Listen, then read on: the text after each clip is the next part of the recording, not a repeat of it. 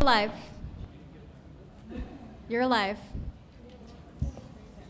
Good afternoon. Welcome to the City Council meeting. Today is Monday, August 4th, 2025.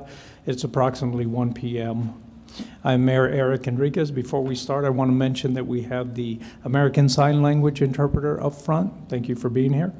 They're available at every regular City Council meeting.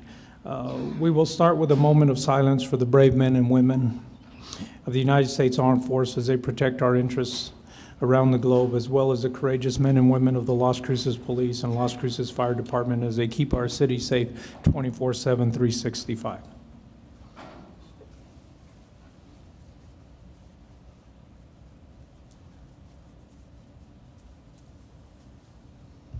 Mayor Pro Tem, will you lead us in the pledge? I pledge allegiance To the flag of the United States of America and to the republic for which it stands, one nation, under God, indivisible, with liberty and justice for all.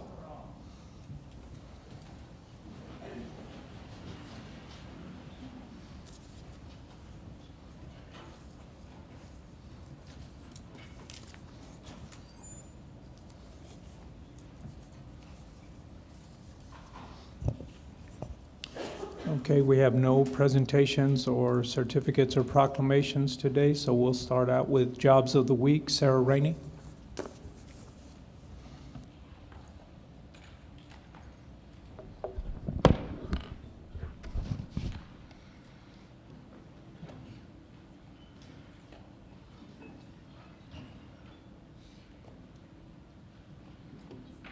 Thank you, Mayor and Council. My name is Sarah Rainey. I'm the one-stop coordinator for the Southwest Region of America's Job Center. For Jobs of the Week, we have a convention sales manager for the city of Las Cruces starting at $58,000 a year. That posting closes on August 18th. We also have an animal care specialist for the city that starts at $16.76 an hour, and at this time it's a continuous posting. For the Amador Health Center, we have a part-time certified medical assistant, and that one is open until filled. We also have for La Clinica de Familia, up to $20 an hour, a population health patient navigator. For LifePoint Health, a front office representative, and that one's open till filled as well. Actually, all three of these are. The cheese packing operator, it's the shift from 6 p.m. to 6 a.m. at Saputo as well. And then just a quick reminder, we have this week, Mountain Shadows will be at our office on 226 Alameda. They do on-the-spot interviews. Bring your resume, be ready for your interview, and come talk to them about caregivers. We also have our Career Essentials, that's one-on-one with employment assistance and job and program referrals. And then on the 20th, we have our monthly job readiness at the Community of Hope. And that is all. Thank you. Thank you, Sarah. Next is Pet of the Weeks. Carol.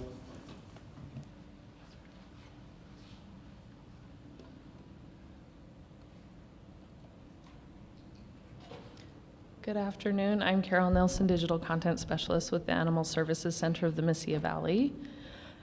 We wanted to remind everyone that this month is our Clear the Shelters initiative, so all adoptions through the month of August are free. So definitely come out and adopt. Our dog of the week is Pickle, 88516. I'm a fun-loving pup who perfectly balances playfulness and affection. I often find myself in a charming dilemma, trying to decide if I want to run around or snuggle up for some quality human time. Recently, I had an 11 out of 10 kind of day on my field trip. I hiked up Soledad with excitement, enjoyed the stunning views, and jammed out to music in the car with a pup cup in paw. I'm friendly with everyone I meet, including kids, and I radiate love and wiggles. I'm ready to leave the kennel life behind and find my forever home, where I can thrive with love and adventure. Our cat of the week is actually Maple. Forgot to change out the name. I've grown up at the center, and while the world can be a scary place for a young gal like me, I've always been curious and playful. As I get more comfortable, my curiosity really starts to shine through. I've been blossoming into a more willing cat, and while I'll get close, I'm not quite ready for human affection just yet. I just need someone who is patient and understanding to help me continue my journey. If you're looking for a sweet companion who's on the verge of blossoming into a loving friend, I might just be the perfect match for you. And as always, we also want to highlight our long-term residents. As everyone knows, the longer they stay in shelter, the harder it is for them to thrive. But we wanted to highlight some good news. Peppa got adopted after 363 days with us. So, but we have others to adopt out. Fressa has been with us 272 days, Rowley 262, and Isley 257. So all really great options for our Clear the Shelters initiative.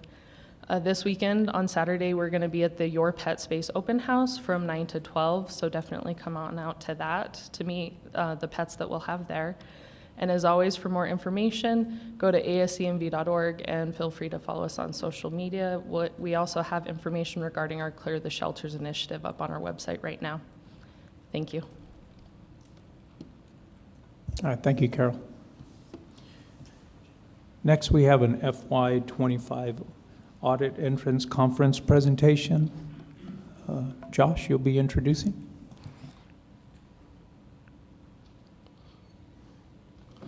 Yes, good afternoon, Mayor, City Council. My name is Josh Saffel, and on behalf of the Finance Department of the City of Las Cruces, I'd like to introduce Chris Garner with Patillo, Brown and Hill, and he will be presenting our fiscal 2025 audit entrance conference. So, Mr. Garner, please. Thank you, Mayor and Council. Auditing standards really haven't changed over the last several years in regards to what we have to talk about, so I'm probably going to go fairly quickly because you have seen this the last few years. So, first of all, I just want to introduce myself. My name is Chris Garner. I am the partner in charge of your audit, so I am the one who's ultimately overall responsible. We also have Heather Lucero, who's a supervisor with me. She's my right-hand person. Will be involved and in charge of the day-to-day operations of the audit. Both of us have been on the audit since we've started. I think it's been 5 years ago. Audit timing is a required communication. We're already in the middle of planning. We've started looking at internal controls, testing state auditor compliance, and then going through and doing the planning for the single audit. Then what we do is what we call risk assessment. Once we've tested internal controls and we've seen how your internal controls are working, we've done some inquiries and talked with folks, we'll develop our audit plan and the specific steps that we will be doing at the field work, which is in October and November. So we'll be testing the year-end balances at that point. We'll complete the single audit testing, and then we'll test all your account balances. Financial statements being submitted to the state auditor. We expect middle of November to have our exit like we have the last couple of years. Submitting it to the state auditor by the end of the month. Your audit is due because you go after the Award for Excellence in Financial Reporting, the GFOA. It's due to the state auditor December 1st, a little bit earlier than most municipalities in the state, and then it's due to GFOA to get that award by December 31st. Responsibilities, I know you probably get tired of hearing this. You hear it at exit, you hear it at the entrance, and then you hear it at council presentation. Standards really want us to make clear what we do because there's a lot of confusion when people talk about what an audit means. So as you can see in that left box, what we were hired to do is express an opinion on your financial statements. And so what that means is in the right box, we give what's called reasonable assurance. We definitely do not have time to test every transaction. We pick statistical samples. We look at your internal controls, but we're not testing everything. So there could be errors in the final audit report, but those errors will not be significant enough to affect the readers of the financial statement. And the example I always give you is a banker. If you were to give your audit to a banker, those errors would not change the banker's opinion on the financial status of the city. In New Mexico, every audit has to follow government auditing standards. The state audit rule requires that. The reason is because just on the previous slide under just regular auditing standards, when it comes to internal controls, technically all we have to test is one from each significant cycle. A significant cycles like cash disbursements, cash receipts, payroll, those things. Those auditing standards only requires we test one transaction. So the state auditor wants us to do the yellow book audit or the government auditing standards audit so that we do pick samples and test internal controls. As you can see on the left though, we're not picking samples big enough to give an opinion, but what we do in that report is just spell out how we're testing internal controls above what auditing standards require, and then to the right we have to communicate significant matters. And so the state audit rule kind of changes up the Yellow Book audit a couple of different ways. Number one, they have us test 21 potential items, things like travel and per diem, procurement. So the state audit rule specifies, even if it's not a significant cycle, auditors, we want you to look at these things. Also, when it comes to that significant matters on the right, we don't have to report significant matters. We actually have to take it down to the ground level. The state auditor wants transparency. They want us to report any finding, any exception that we have during the audit process, we have to report in our state. So there's a couple of changes in New Mexico compared to what the standards are. Your responsibilities, the standards probably about 8-10 years ago came out and really clarified that you are responsible as a city and your finance department with preparing numbers that are what we call GAAP, or that follow generally accepted accounting principles. So it's your responsibility to ensure that you give us those numbers so that we can audit. In coming up with those numbers, it includes making sure that you're performing all management functions. We as auditors cannot perform management functions. We can't make decisions. You're responsible for making all financial decisions, including any adjustments. I think the last couple of years, your team has posted every adjustment. We might have had a small one 2 years ago, really small, but for the most part, finance gives us the numbers that end up in the audit report, and so we don't have any adjustments. And then you're responsible for implementing internal controls, making sure that you're safeguarding assets and that your internal controls are functioning properly. The scope of the audit, we do have a few different components. We have the city, we have South Central Solid Waste, we have the downtown TID, we have the Animal Service Center, Mesilla Valley Regional Dispatch, and Metro Narcotics. So all of those are going to be under the umbrella of our audit. We will issue separate reports for all of those except for the downtown TID, so we will have separate audit reports for each individual one of those entities. State audit rule, the clarifications in 2025, there was a lot of them in the audit rule. It's just wording changes. There was really nothing that affects how we have to test balances or those 21 items that I mentioned a moment ago. With the internal controls, there were no changes to any of that. So it's pretty much the audit rule has stayed consistent since last year. The one thing that we've got to talk about and make sure is that you might get some updates as we go throughout the audit process. Those updates have to remain confidential until the audit report is released by the New Mexico State Auditor. And they do take this serious. I give this example every year, but it's true. I had a village, actually, that had a lot of findings, over 200. They finally got it down to 0. The mayor was absolutely ecstatic, went to council, talked about it. They ended up with 1 finding that year because the state auditor found out. So they do take it serious. So again, as you get updates throughout the audit process, through the till the time it's a public document, we've got to keep that confidential. Council and management insights. This last part that I'm going to put up here, we talk about every year. I just want to emphasize that if somebody contacts us and has some issues that they want to bring up, that information will remain confidential and it will only be used for audit purposes. So if you have any concerns about the last slide, please contact us. Josie out of finance has our contact information, so she can get that to you if you need it. Please give us a call if you have any concerns. The feedback that you can provide are material related party transactions, and those aren't necessarily a bad thing. If we had, for example, a counselor that had a business that did a lot of activity with the city, that's not a bad thing. But if it's big enough, we might have to put it in the audit report. And then we also have to look at how were the decisions made to enter into those type of activities. Was the person that has that conflict, in essence, abstaining and not involved in the decision making? And we look at that. So we have related party transactions all throughout the state, but we just have to make sure that those are being handled appropriately. If anybody knows of any fraud or any concerns of fraud, please let us know. We will incorporate that into our audit process. If there were any special audits that you're aware of, we need to be made aware of those. And then again, the last part is if you have any concerns about any certain transactions that you think merit some additional testing or looking at a little bit differently, please contact us and let us know. That's it, Mayor. Well, thank you, Chris. We appreciate it, all the information, and we know that we'll continue to work together and hear more as we go throughout.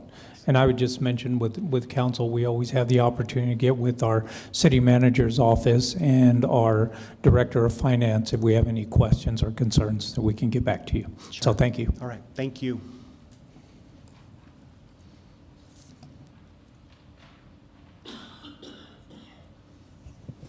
Next is a conflict of interest. Does any member of the city council, city manager, or any member of the city staff have any known conflict of interest with any item on the agenda? None. None. None.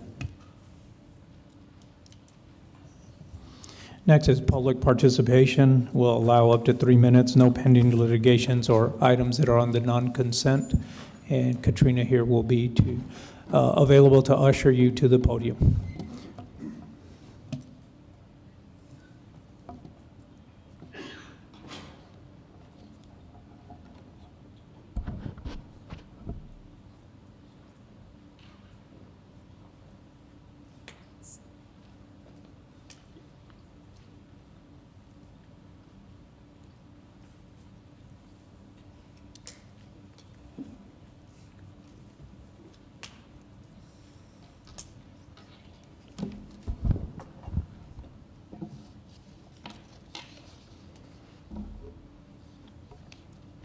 Mayor, council, those here today and those watching online, I'm Lynn Moorer. It appears that Las Cruces Utilities staff and many of you on the dais may be in denial about the lead and copper rule improvements mandate. Its centerpiece is that all service lines that distribute drinking water throughout the city must be accurately investigated to determine whether they are lead or galvanized requiring replacement. Both types of piping must be replaced. This investigation is mandated to be thorough and provide proof that it is accurate. The technique the city uses for determining the nature of piping violates EPA's requirements and does not lead to accurate results.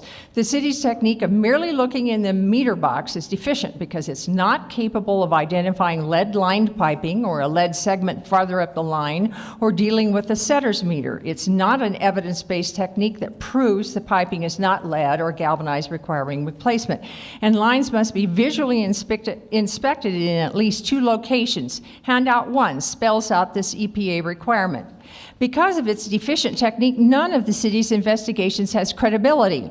Again, because of the city's deficient investigation technique, none of the investigations across the city has credibility. It's troubling that the city displays no concern about doing it right and making sure all hazardous and lead pipes and galvanized pipes requiring replacement that feed into taxpayers' properties are actually identified and removed. It seems that Las Cruces Utilities is in denial that there's a problem. The city is also in denial about how many galvanized requiring replacement pipes must be replaced, falsely claiming there are only 2 when there are at least 56. It appears that Las Cruces Utilities point person, Deputy Director of Regulatory Compliance Steve Perez, is also in denial about the challenges that the city faces to meet the legal mandate. He assured me that the city doesn't have a lead pipe problem and the city would get through the process in 5 years rather than 10. He implied that because the city doesn't have any or many lead pipes, Las Cruces Utilities is just going through some of the required motions. It's a concern that Mr. Perez is not qualified for his compliance job. He's not an engineer and has little experience with water, nor does he have any legal education. Instead, his experience and education are predominantly in soil science and physical education. Plus, he has demonstrated little respect for the facts. He falsely denied to a caller that financial assistance was available for lead pipe replacement when the notification letter clearly stated that it was. The city's misguided decision to cook the books and disappear inventory records represents another form of denial of its responsibility to follow the law and make drinking water safe for all taxpayers. Please bring in an independent engineer with management experience to evaluate the city's implementation of the new rule and make all findings public. Thank you for this opportunity to speak.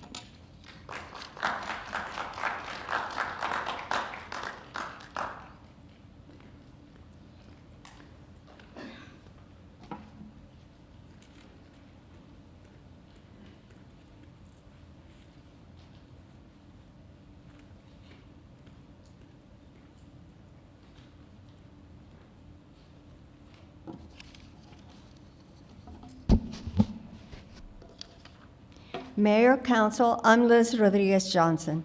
The disclaimer that Las Cruces Utilities posted on its lead and copper rule website proves a point we made some time ago. This pop-up, which is the first thing you see when opening the website, is clear evidence that the website can be modified to have the first pop-up be an English and Spanish statement directing how the website can be translated into Spanish and other language. It should be done.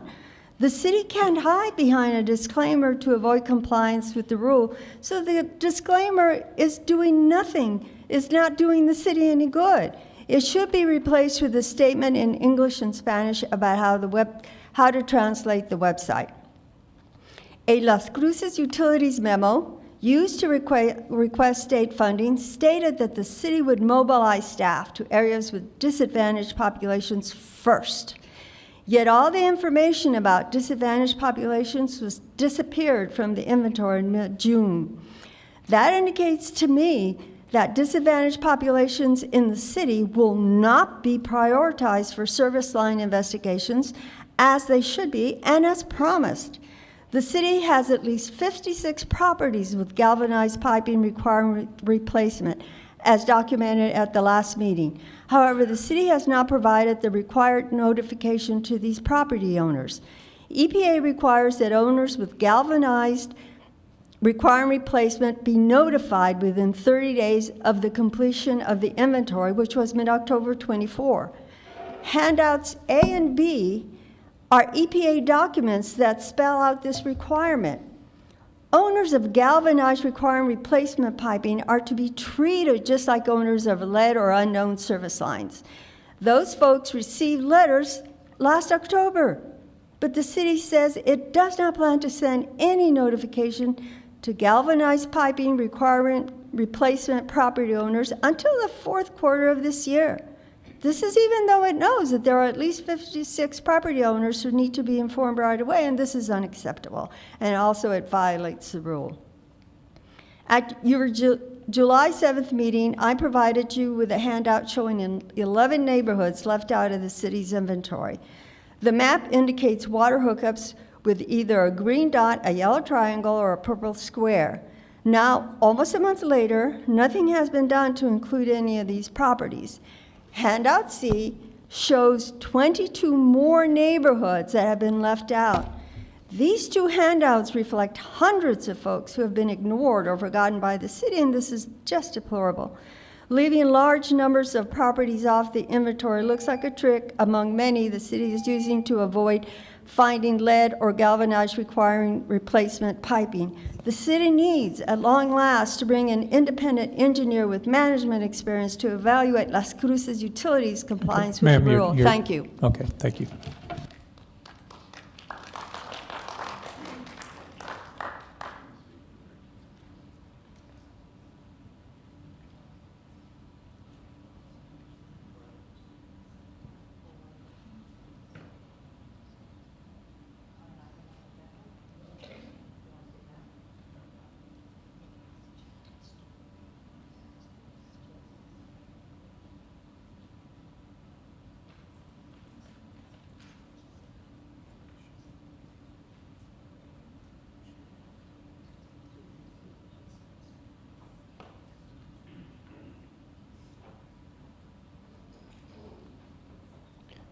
Hello, City Council. My name is Lucas Herndon, I'm a resident of District 2. I wanted to take an opportunity for rare praise, I think maybe is the right word, but I appreciated Chief Story's comments recently around gaps in our system that have allowed for people who are suffering in a mental crisis to face the violence that currently our system really only allows for the police to respond to with said violence. In the last few weeks, 2 similar instances have happened in Albuquerque, both of which resulted in the person being shot and killed by the police. I am not thrilled that the officer here in Las Cruces immediately drew his weapon and fired. For better or for worse, he missed, and the person has been taken into custody, and now we have this situation where we have to figure out what to do. And I realize that that is not just a city issue, it is something that the state needs to address. And as they say, credit where credit is due. And so to that very specific end, I just wanted to commend the chief on his comments. And I do agree, we need to do more as a state and as a people and as a community to address mental illness and people suffering from a mental crisis that does not involve the police being the people to show up when that happens. Thanks.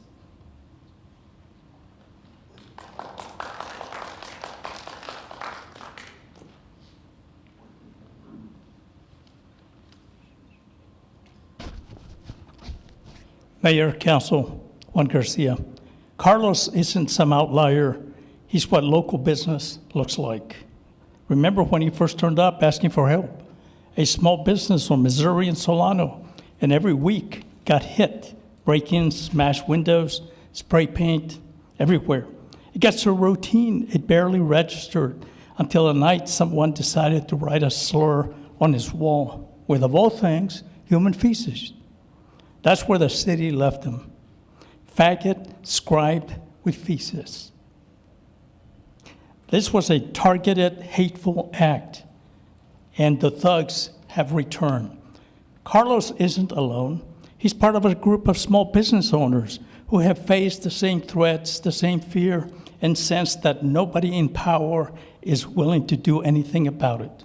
All of the while, those who are supposed to represent people, like Carlos, at the city and state level, don't believe in accountability and consequences, and instead, quote, coddle the criminals.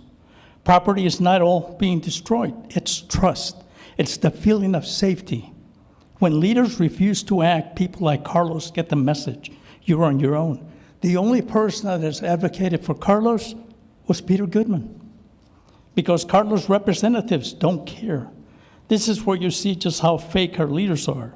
Senator Hamlin felt some in the LGBT community were not given credit for accomplishments and took to the media. Good. Councilor Bencomo, who supports illegal immigrants, wrote against deportations. It's all good. Who rallies for Carlos? He's a native Las Cruces. And with deep faith, he started stacking fruit in a grocery store, went to Doña Ana Community College. His crime, if you may, is he worked hard to build a business, something to be celebrated. But the people in charge don't care about that. Carlos never played the victim card or begged for handouts from politicians who love to posture about equity. No headlines for him. No crowds in the street chanting his name. No upside-down flags flying for how bad the broken criminal system grinds up guys like him and thousands of others in this community. He's just a regular guy, scraping by to give his family a shot at the American dream. The same politicians who ignore Carlos turn actual criminals into martyrs. Kids, they call them, even when they're 16, 17, caught with guns, vests, fentanyl, deep in gang life.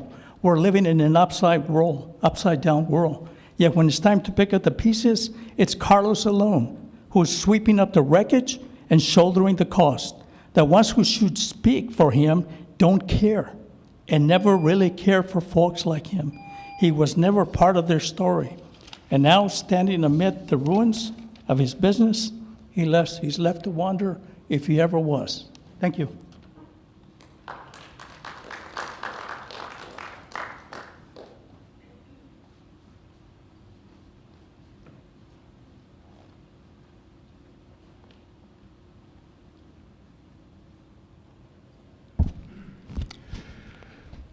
Good afternoon, Mayor, City Council. My name's Eddie Thomas.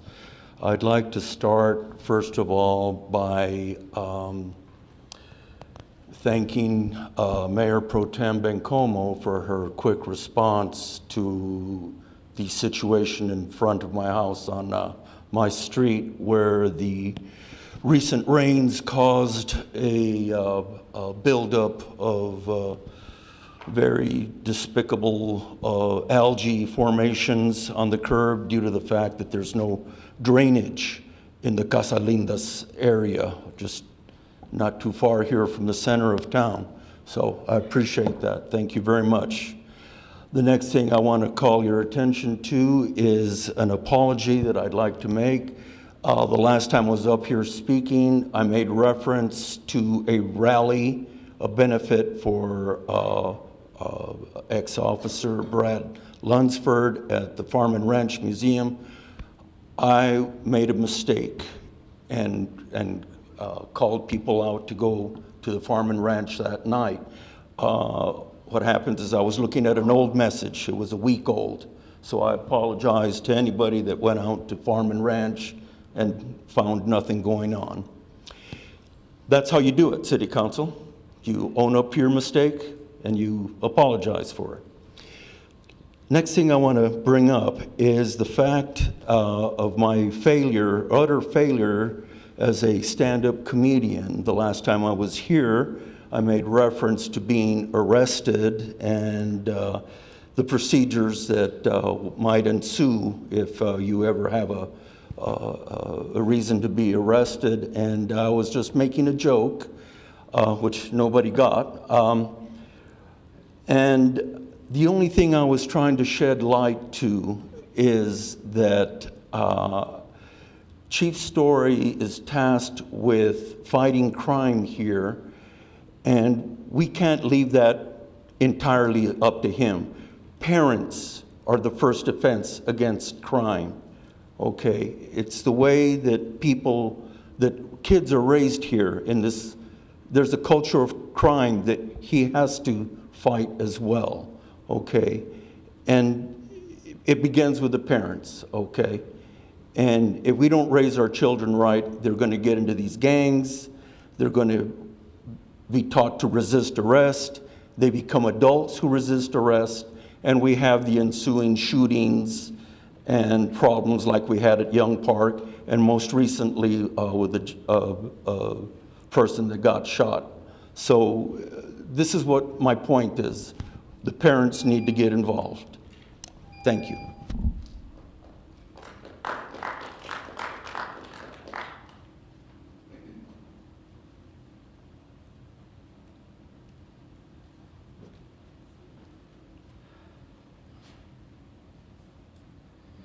Hello, council members, mayor. My name is Jim Wilcox. I just wanted to bring up something. You know, I think of that thing you see when it's like, he's back. So I keep coming back with kind of the same stuff. And so today I was mowing down some of that vegetation, you know, from all the rain, and I saw this one plant. I thought, oh, is that a weed? Is the city going to get me for the weed thing? Remember me with the weed thing? And I haven't heard back anything about the weed ordinance. And I want to remind you that Albuquerque has a really nice one. It's got pictures of what you can't have and what you can have. And the other thing is, I know some people are like, well, we're Las Cruces. Well, the thing to remember is federalism. Federalism means we look at other cities and other states, we say, did it work for them? Let's try it if it did. And if it didn't, then we know we didn't make that mistake. So I don't know where it is. I called the head of codes, never heard back. So I wouldn't come here if somebody called me back and let me know what's going on. But I think we need something like what Albuquerque has. And then secondly, I am the bicycle representative on the MPO for the Bicycle and Pedestrian Advisory Committee. And so I am now representing myself on that committee. And we still, today I listened to the jobs report, you know, jobs that we're looking for. And I didn't hear the active transportation coordinator. And I know you guys want to see that happen. It's been 5 years that you've had that position open that I've been here, and it's only been filled once. The last I heard was you were revising the job description, at least the city was. And I used to work for the feds. I worked in Head Start in management. I worked for HUD Housing and Management. We did job description revisions. Just a revision would take us a couple of weeks. I don't know where that is. So please, if somebody could check on just those couple of things. Maybe you could hire somebody who is a active transportation coordinator / weed guy. But anyway, I appreciate your efforts on this. If somebody, look at Albuquerque, type in Albuquerque weed enforcement. You'll see some really cool pictures of beautiful plants that are native plants the ones they want to keep, the ones that bring the birds around and the insects that the birds eat. And that improves our landscape. And then think of that with the beautiful plants and a person riding by quietly on a bicycle because they think this is such a great town and it's so quiet and serene, great vegetation, not, human powered, good for your health. So I appreciate your attention to this. Thank you.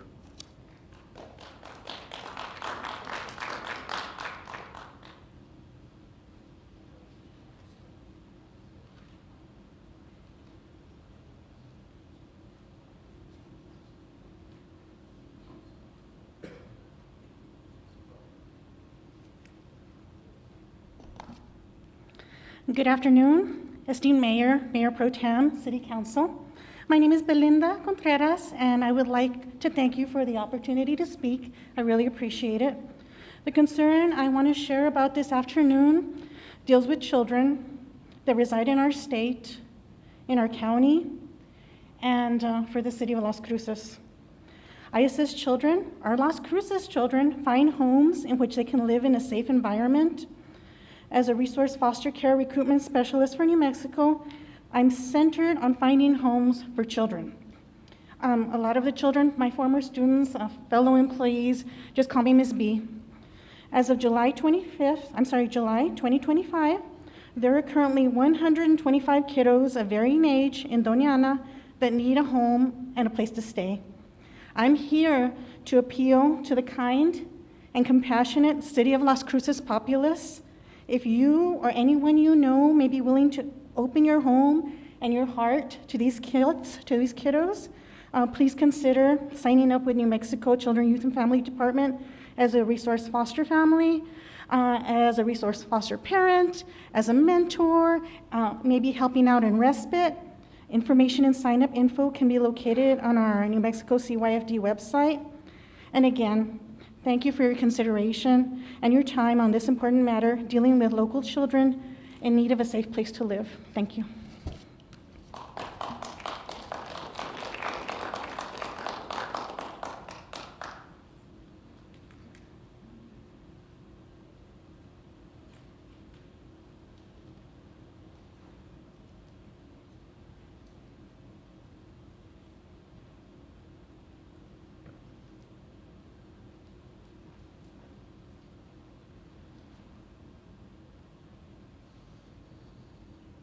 Good afternoon, Mayor, City Council, members of the public.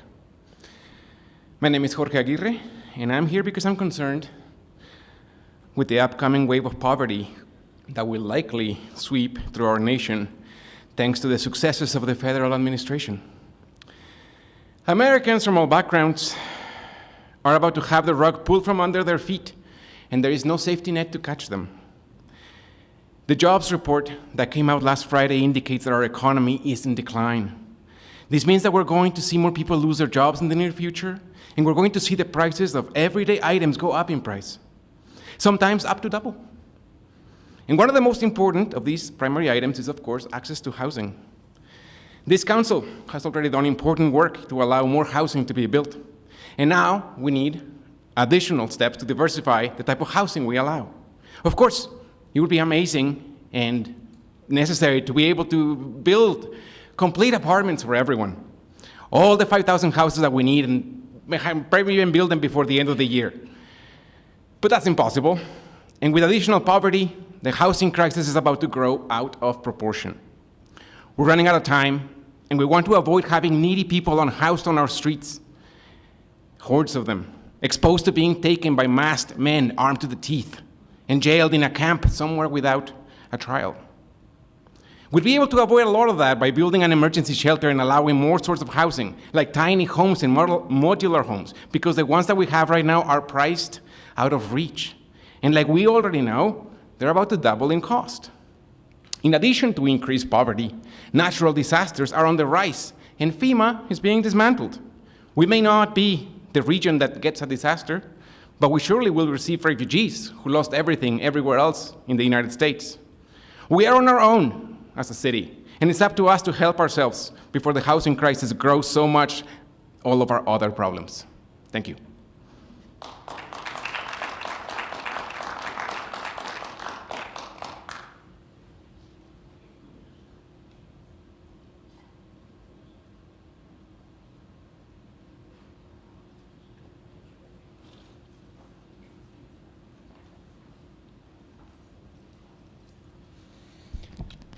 Good afternoon, Mayor, City Council, Chief of Police. Tim Jenkins here.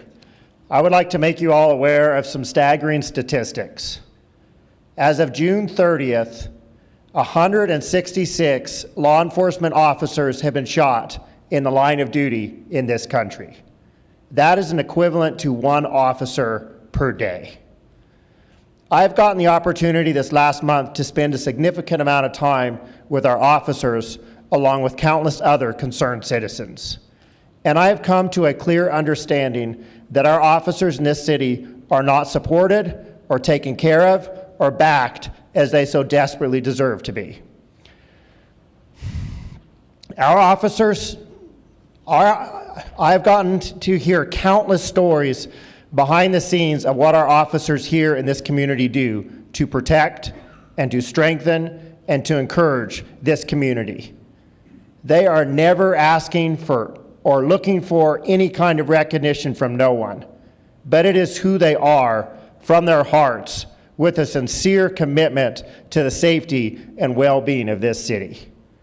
And I would challenge this city council that we all, as a whole, begin to back and support our officers and fight to encourage and strengthen them as they fight daily for the safety and well-being of this city. And I'm going to challenge every single member on City Council that each member on City Council for the entire month of September nominate one officer in this community and reach out to that officer and email that officer and watch out for that officer and his family for the entire month to encourage and to strengthen the officer and his family for their own good and their own well-being, so that our officers understand that we are in the trenches fighting right alongside them for the same goal and the same purpose of making this safer city for all.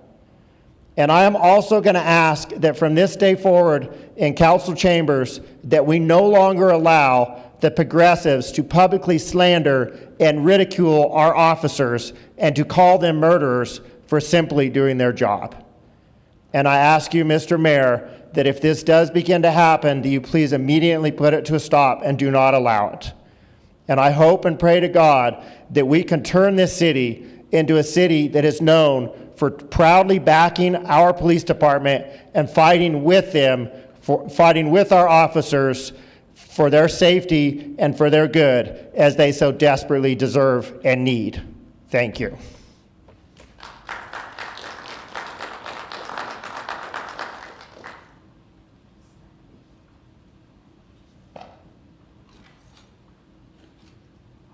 My name's Jim Hurst.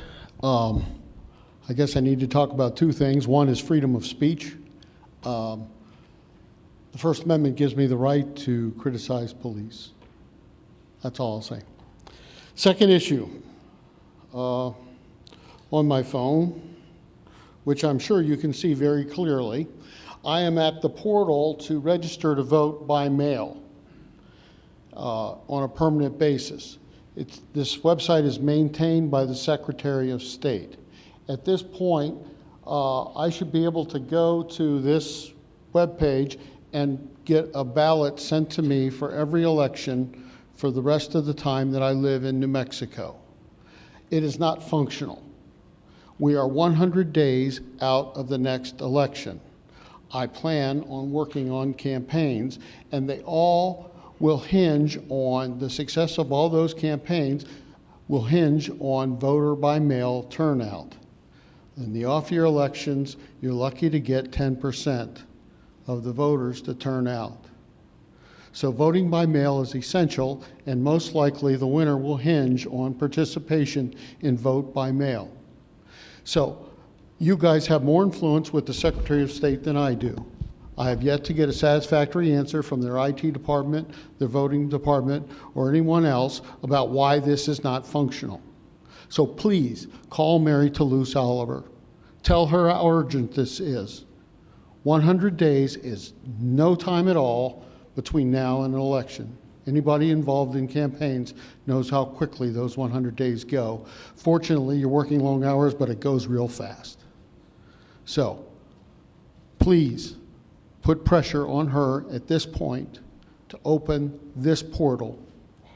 And some of your political fortunes depend upon it. Thank you very much.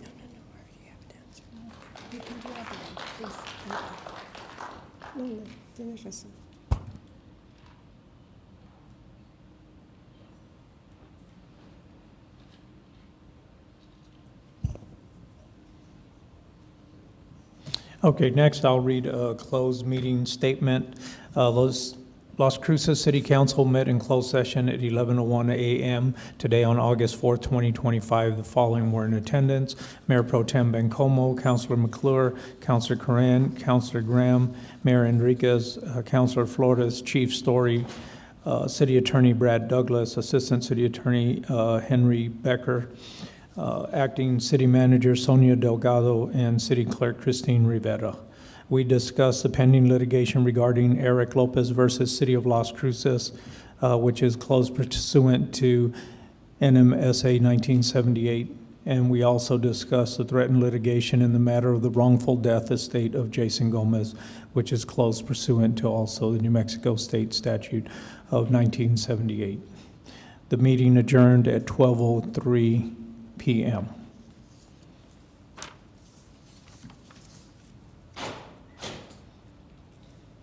I'll need acceptance of the agenda. Mayor, You first. I'd like to pull item 7.1, but I don't need a full presentation. I just have a question on one of the attachments.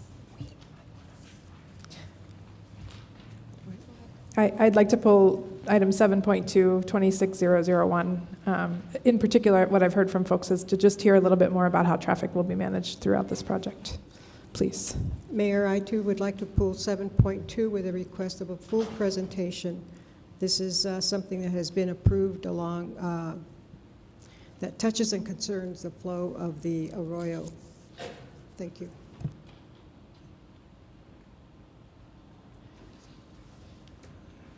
Okay. Move to approve. Second. This is on the motion to accept the agenda as presented with removal of items 7.1 and 7.2 for discussion. Councilor McClure? Yes. Councilor Matisse? Yes. Councilor Graham? Yes. Councilor Coran? Yes. I hear you. Councilor Flores? Yes. Councilor Bencomo? Yes. Mayor? Yes.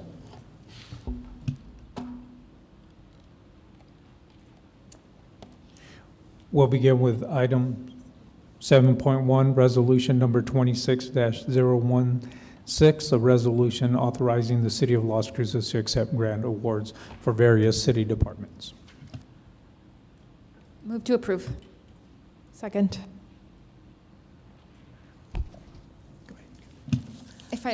If you don't mind, I'm just going to jump in and ask you specific, because I don't need a full presentation. I just had a question about attachment B, the homelessness and behavioral health survey.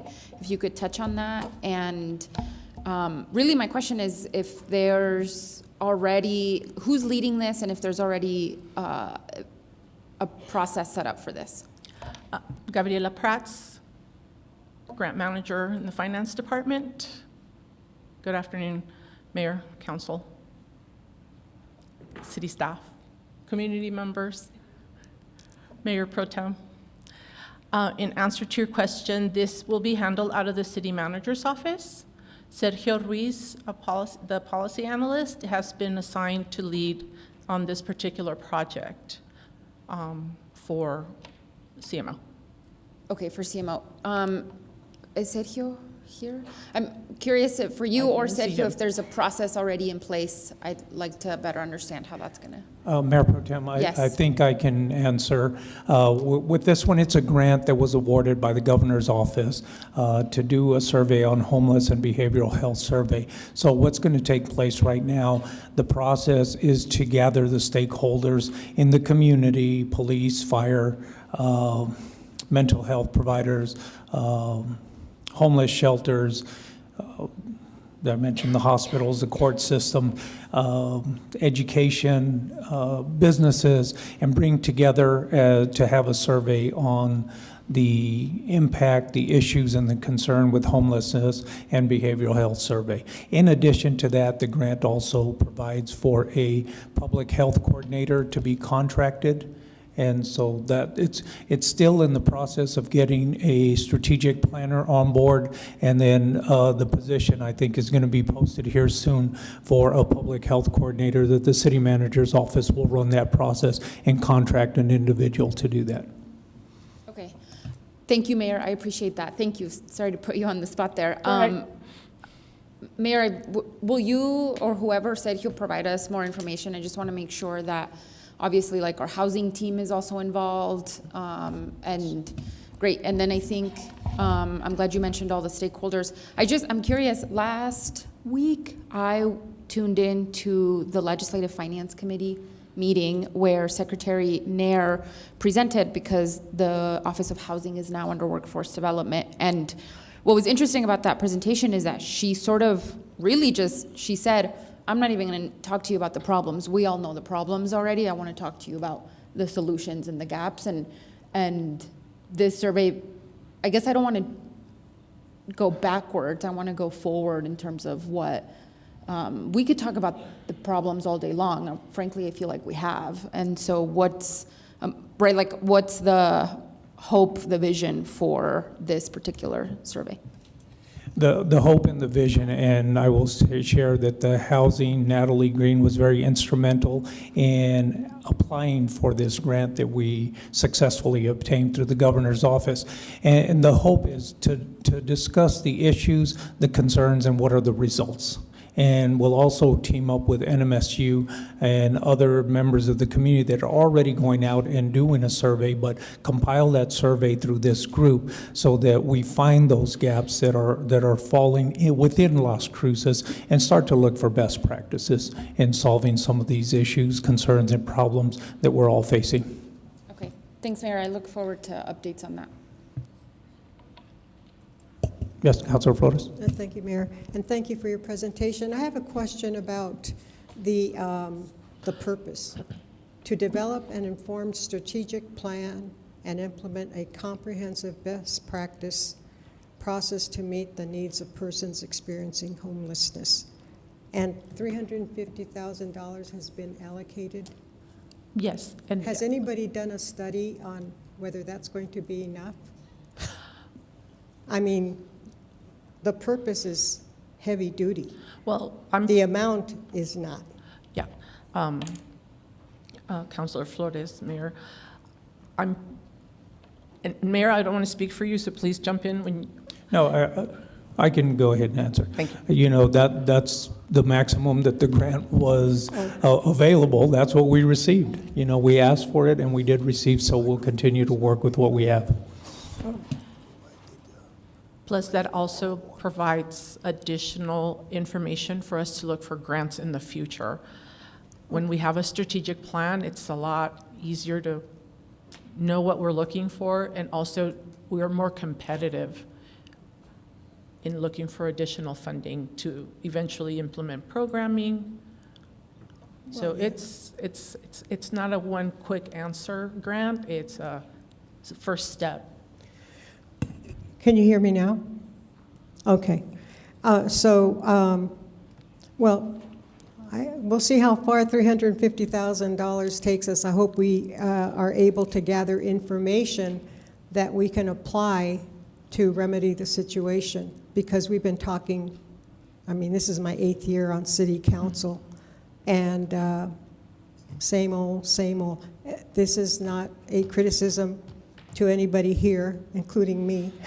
But that's just the way the system works. But I just want people to know that this is a tiny baby step.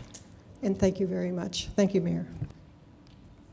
I just want to say, I disagree that it's same old, same old. I actually think we have incredible staff and incredible stakeholders like the Community of Hope leading on this. And so I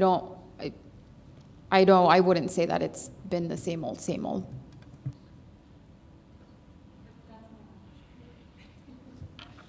Okay, thank you. Christine? This is on the motion to approve Resolution 26-016. Counselor McClure? Yes. Counselor Matisse? Yes. Counselor Graham? Yes. Counselor Cran? Yes. Counselor Flores? Counselor Bencomo? Yes. Yes. Mayor? Yes.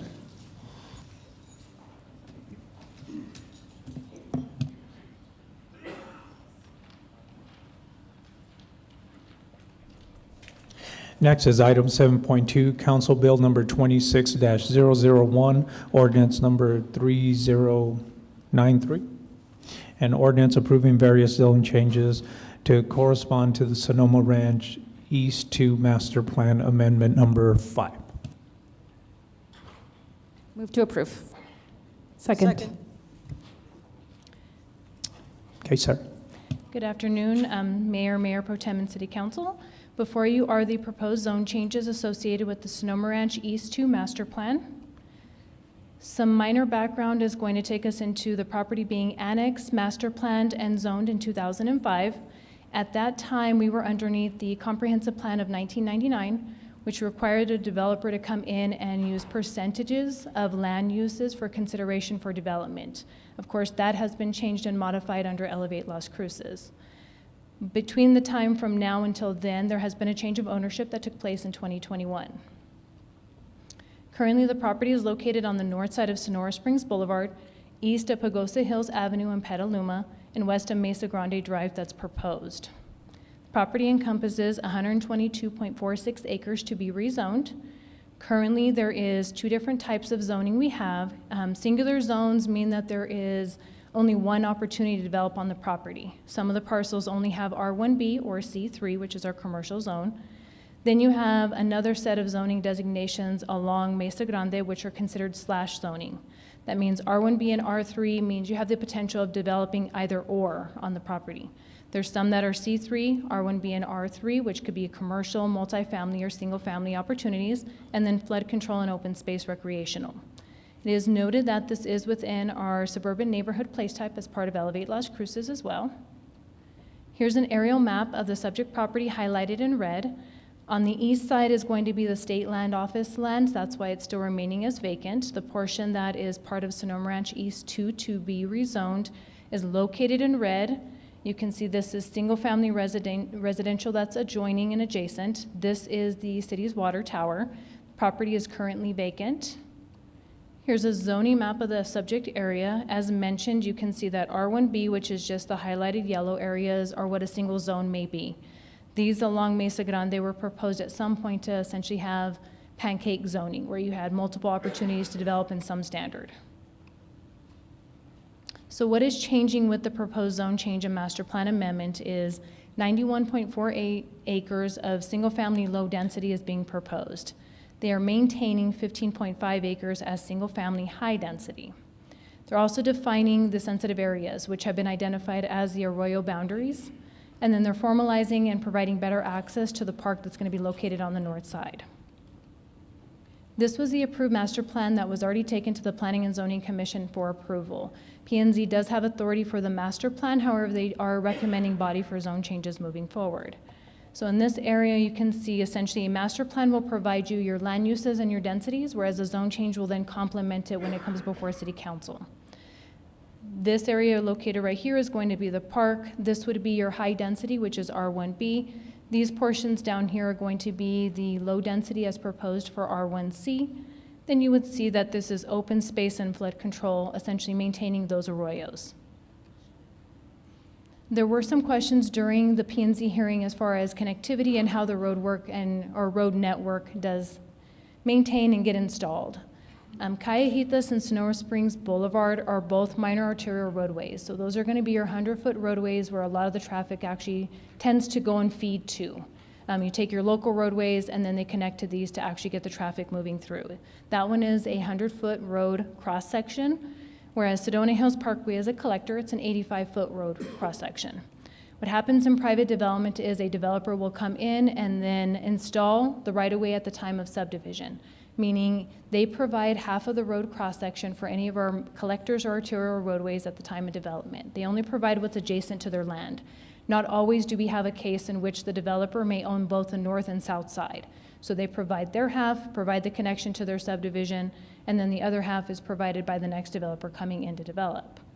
The city does not participate in the road dedication for private development. They come in with a preliminary plat, they show us the roadways, all local roadways, and then build out their roadways to the subdivisions as they're basically going through the process of development. So the next set of homes that would get built or the next set of commercial development, the road and access is provided through the subdivision process at the same time. Here's the proposed zoning as highlighted to get a better glimpse of what is remaining and staying. So you will see this is the open space park that is to be dedicated. This is the area that is going to be R1B, which is considered essentially your 12 dwelling units per acre. The reason why we call the area that's highlighted in green is because that's going to be your R1Cs, which is a lower density and 4 dwelling units per acre. So you'll tend to see a lot larger of lots.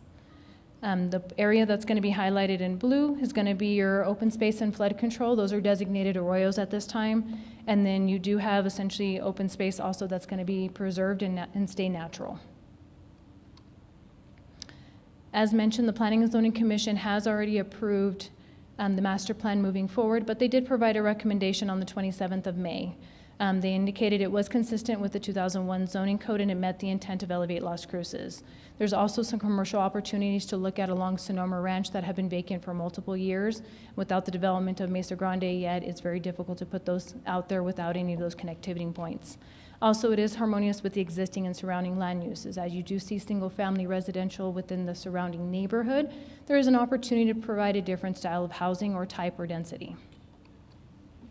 Public notice was sent out to the surrounding property owners within 500 feet for both public hearings. We did receive 23 emails in support. We did receive 1 not in support, primarily just for the commercial being relocated or being removed from the proposed master plan.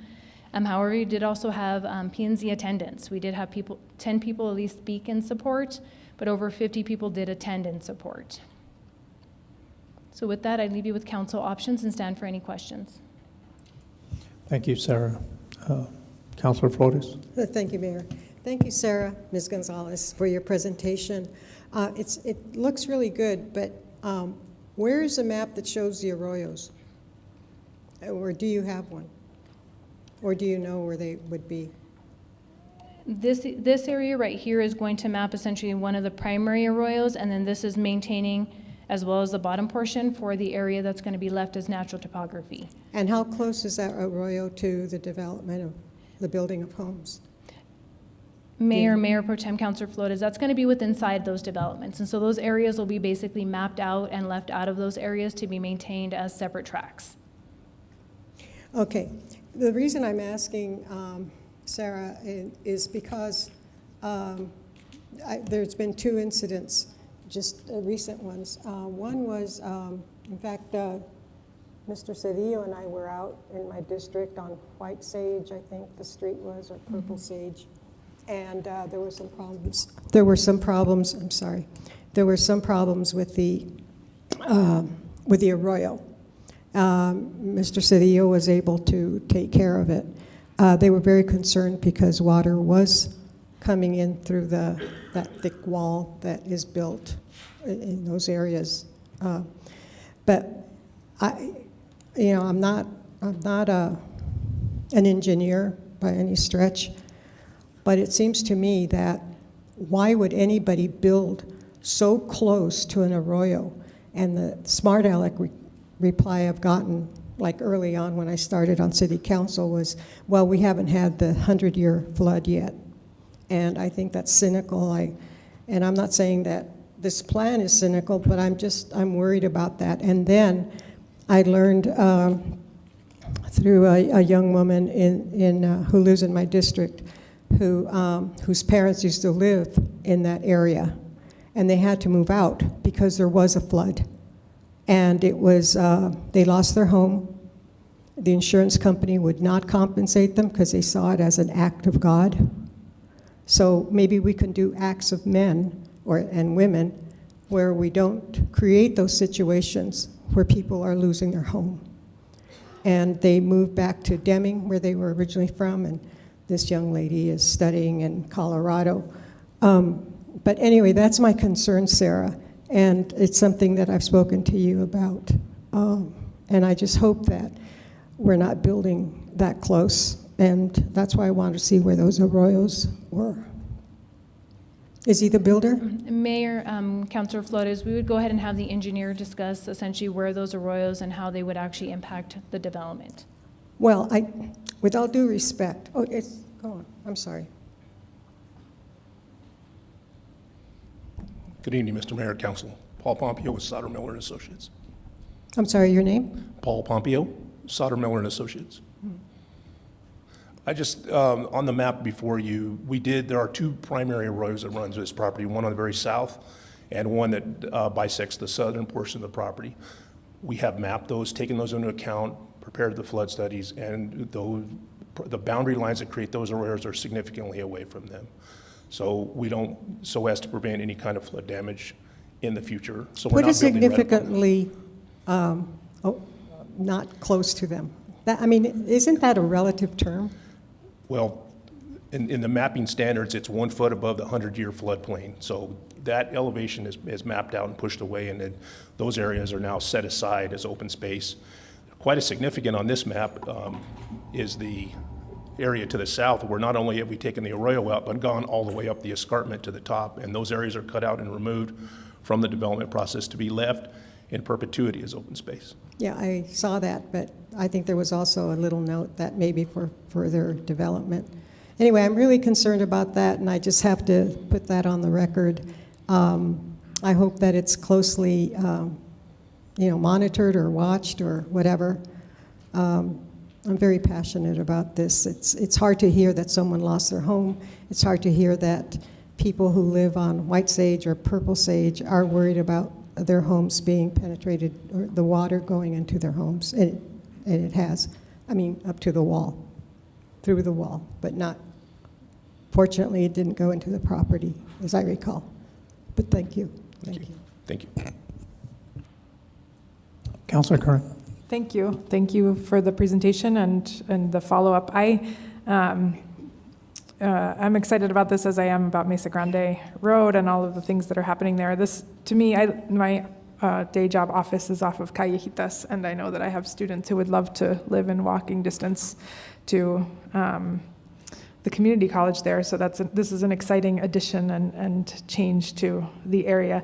One question that I did just want to quickly follow up on or raise, sort of just to keep a finger on, is I know that the neighborhood knew about this plan and really see it coming and support it, but I think there is some concern about how much chaos the construction will add to, and so I'm wondering if anyone could sort of flag that the neighborhood hopes that the sort of construction driving and all of the associated activities are sort of managed, which I believe they will be, but I just wanted to elevate that concern on behalf of the neighbors that are in the area as the area develops.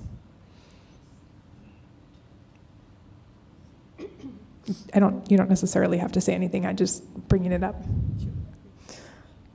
Mayor Pro Tem and Councilor Kren, we do have traffic control plans whenever sites are being basically redeveloped or under construction. And so as part of that process, we do ensure that neighbors are notified when roads are going to be used or basically the area is going to be under construction. The next step in the process will be also to notify the neighbors of the plans coming forward. So there's still going to be another public hearing to let everybody know when the subdivision is actually going to be prepared and then for construction. And so this is really just the first phase. So there'll be multiple phases happening to where the public will be notified as well. No, that's great. Thank you. Actually, I think that's I hope that's reassuring to some of the folks in the neighborhood to hear that not only will they hear specifically to things related to them, but they'll have another chance to weigh in. So thank you again, Sarah. Councilor Flores. Thank you, Mayor, and thank you again, Sarah. I was trying to think of how someone coming in from not living in Las Cruces and therefore did not attend the meetings. I think the meetings were attended by people who live in the surrounding areas to express their concerns regarding the building of those homes and not the objective conditions that are near those homes. So would there be any way that that's property that is sold along the arroyo, well, pretty much that whole area, could get a buyer beware warning? Mayor Pro Tem, Councilor Flores, during the process, whenever it's subdivided, that area will be designated as a tract. So if someone were to come in and look at a property, as well as our realtors who are selling lots, they already have that as a disclosure, that it's located next to essentially open space. A lot of times when you look at land, it's knowing what's around you and doing that due diligence. The best way we can do that is by the platting process, understanding what's there, and then informing everybody as they're coming in. Once again, the best process is still working with staff to come in and work with us to let us know what is in your surrounding area and know what's on the property. It will be designated on a plat. That's what's provided to you whenever you close on a home during your closing paperwork. But it is up to the owner to understand what that really means and get clarification when those come in. Wow. Well, I think most people aren't educated in reading those contracts, and they trust the realtor. With all due respect to realtors, I don't mean that as a, whatever. But I'm really concerned because I think, Sarah, you're aware of that one family. There's that community. It's a gated community. And the homes are right next to the arroyo, and it was dry. But then a flood came, and it just went up so high that the home actually was flooded, and the people there lost their home. And subsequently, they were older. I mean, like really old, like 80 or 90. And he died of a heart attack, and she had to move out, and she had nowhere to go. I mean, I think maybe moved with her and with her children, I don't know. But that was a tragic story that I heard when I was running for city council. And that just stayed in my mind. And I can't imagine being in that situation. So that's why I bring it up. And it's not a criticism of anything or anybody. It's just a concern that I have. And so thank you for listening. Thank you, Mayor. And Mayor Pro Tem, also Councilor Flores, we do a lot in order to update our maps so it's reflected on our zoning maps when people are looking at properties. We designate our open spaces so people understand that it may be a park, but it may be an arroyo and it may impact you. With us going to our new code, we definitely identified things that are drainage structures as opposed to park structures to try and inform the public a little bit better, a little bit easier to know what they are adjacent to and around. Thank you so much. Thank you, Mayor. Thank you. Councilor Matisse. I just have some curiosity questions. I noticed this is under the 2001 Development Code. Could you explain the reasoning? Mayor Pro Tem, and Councilor Matisse, the process started through the 2001 zoning code because there was the petition submitted at the time of Realize. In order to not lose any momentum, the applicant chose to continue to move forward with the 2001 zoning code. If there was ever a case or a clause in which it was not to move forward, they wanted to have the zone change still implemented and in place. Okay, From here, we can work with the applicant to move it into our Realize Las Cruces code where the zoning can be modified and changed. Excellent. And then on the utilities, what utilities will be provided in the new subdivision? Will there be natural gas hookups? Mayor Pro Tem, I will defer to the applicant's representative as far as infrastructure. That'd be Paul. Yes, Councilor Matisse. Good afternoon again. There'll be water, sewer, and gas provided by the city of Las Cruces for this development. Okay, thank you. Thank you.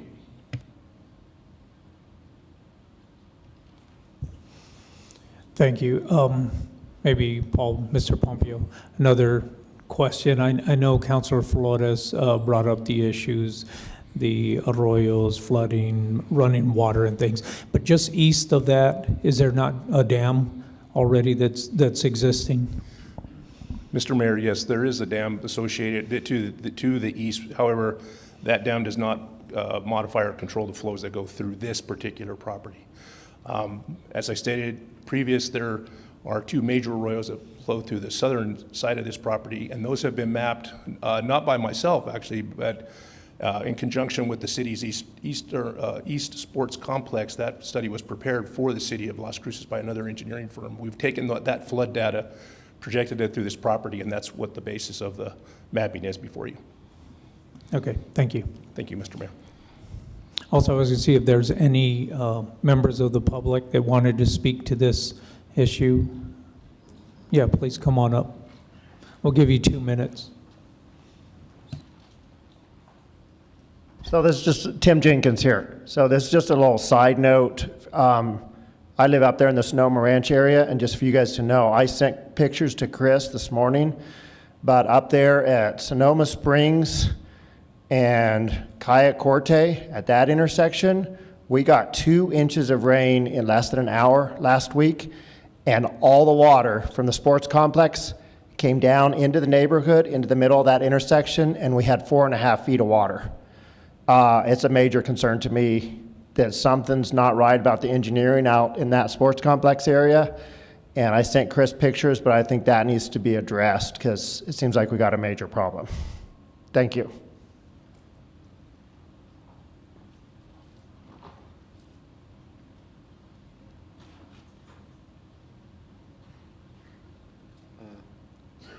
Hello, my name's Grant Eager. I live in on Monument Court, which is adjacent to this change. Along there, one of these heavy rains along Cali Hitas Boulevard, we had an incredible amount of mud and dirt going into the neighborhoods from this area. And my proposal is to build a wall at the south and create a drainage pond in the corner there so that we can capture the water and we won't have the mud going into the neighborhoods, that we would just have water. And I'm really excited for this project. In my backyard, I see a big mound of dirt and then beautiful mountains. So I'd like them to have maybe a nice wall or something, a desert landscaping or something, and also keep the beautiful mountains. But anyway, I am excited for it, and I think they just need to do something about the water situation.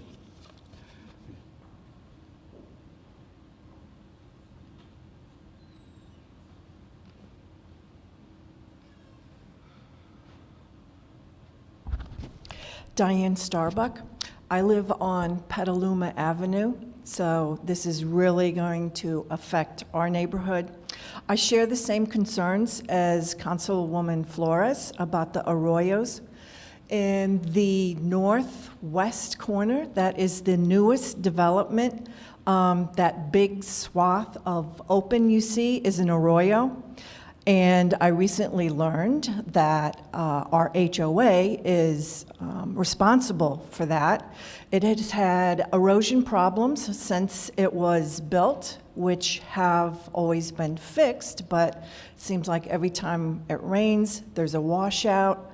The water is not running down the middle of the arroyo. It's running down on the northern side, closer to the new homes, which back up to a rock wall. So I am concerned about the arroyos and the HOA's responsibility. Essentially, us, the homeowners, are having to pay for the arroyos. The signs for the zoning changes were posted along Pagosa Hills. That's the south side of Callejitas, and there were none that I could see north of Callejitas. And that's the first area to be developed. So I was a little concerned about that, but most of my neighbors that I spoke to, they did receive letters from the city telling them what was going on, so that was good. Callejitas is not 100 feet all the way out. After you pass Petaluma, it's one lane, and that goes nowhere, so I'm hoping that's the part that's going to be built out for construction vehicles. And while I appreciate notification of construction vehicles on my road, I would prefer that there would be none at all. Thank you.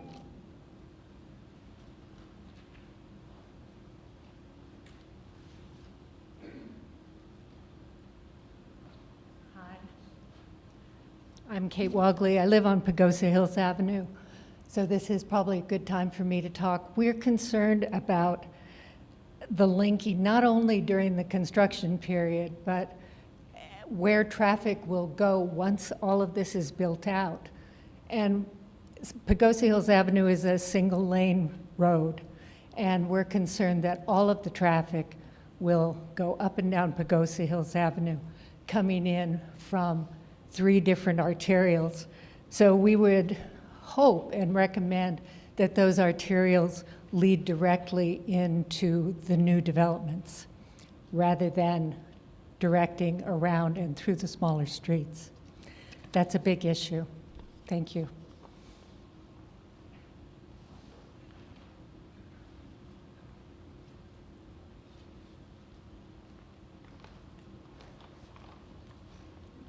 Hi, my name's Liz, and my house is right in front of Pagosa Hills too, so this is going to affect me. I have a couple of questions. I'm new at this, so I'm wondering what the difference between open space and natural conservative space is. It says on here, what's the difference?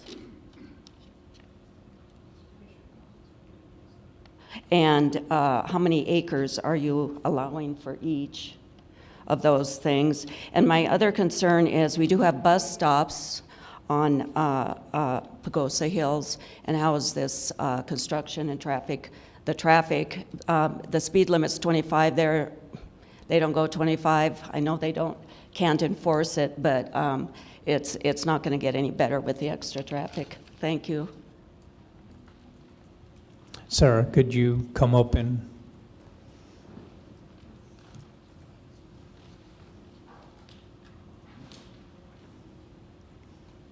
could you define the terms? Mayor Pro Tem, councilors, you have open space that's going to be your arroyos that are going to be designated as drainage areas. You also have open space that's natural, which means that they're not disturbed at all. Arroyos are generally not disturbed, but there may be embankments that basically protect homes or protect properties. And so there may be just the regular disturbance and just flow patterns, but they're still considered open space. They're to be touched, they're to be maintained, or you're directing those areas. When you're dealing with just open space for drainage, a lot of times you would tend to see drainage ponds, so they may have slopes that are protected. There may be riprap that is put into the end of them so that the water can actually slow down. So it depends on how they're actually developed and built. Each one serves a different purpose as to maintaining the water that they're actually encompassing.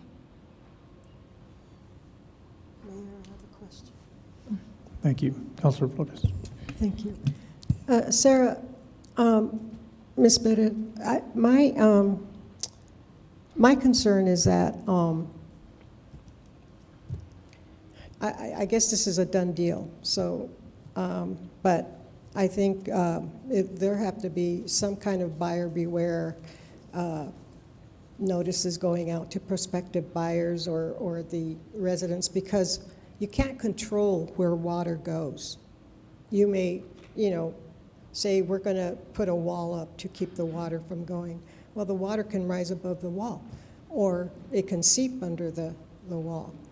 And, or, the arroyo may go in a direction that wasn't, you'd think it wouldn't go there because the dry arroyo has been there, forever. And then the water comes in and there's a new design in that flow. So I don't know how planners do it.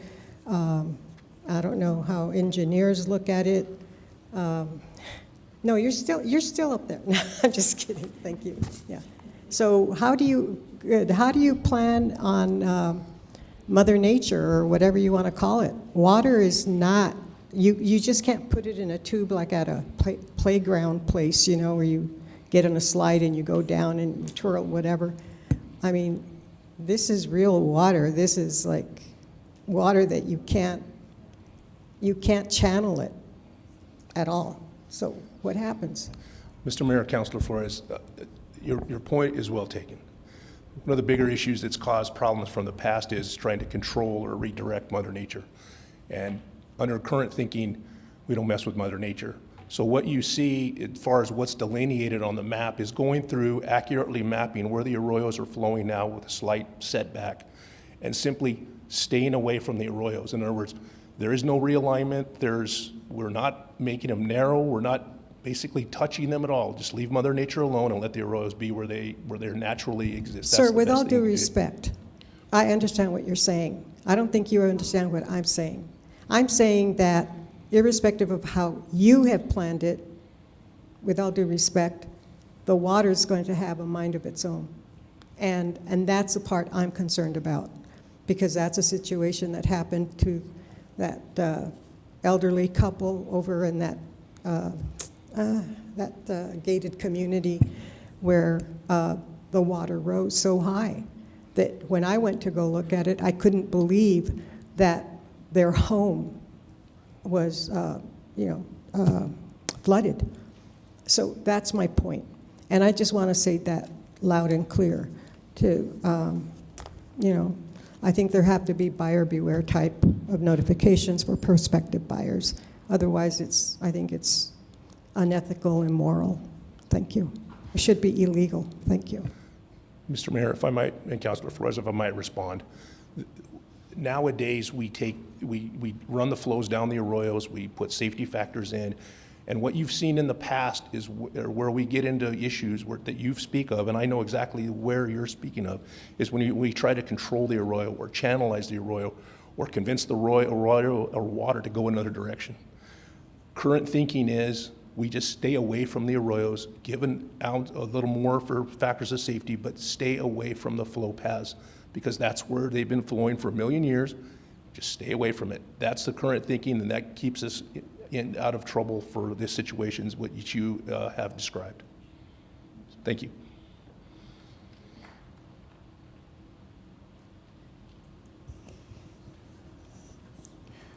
Seeing no one else, Christine? This is on the motion to approve ordinance 3093. Councilor McClure? Yes. Councilor Matisse? Yes. Councilor Graham? Yes. Councilor Cran? Yes. Councilor Flores? No. Councilor Bencomo? Yes. Mayor? Yes. Motion passes. Next is item 8.1. This will be a public hearing of resolution number 26017, a resolution approving the request for a transfer of ownership and change of location of dispenser liquor license with on-premises consumption only with patio service to Las Cruces Hotel Management Corporation doing business as Hotel Encanto. Move to approve. Second. Second. Okay, sorry. I remove my motion. I do too. So the public hearing is now open. It's 2:28 p.m. Is there anyone here for or against the issuance of this liquor license?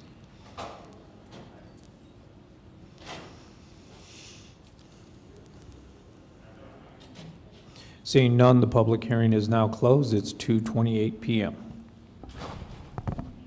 Move to approve again. Second. Adam? Thank you, Mayor. Adam Ochoa, Community Development, for the record. Before you, we have a proposed liquor license for the Hotel Encanto de Las Cruces located at 705 South Telshor Boulevard. This is an application for the transfer of ownership and change of location of a dispenser liquor license known as number DIS 01140. This is with on-premise consumption only and patio service as well. ABC with the state of New Mexico did send preliminary approval to the city of Las Cruces in June 11th of this year.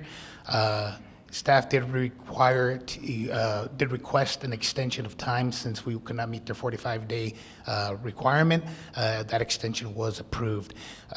This was sent out to all reviewing staff members, including traffic, fire, engineering, planning.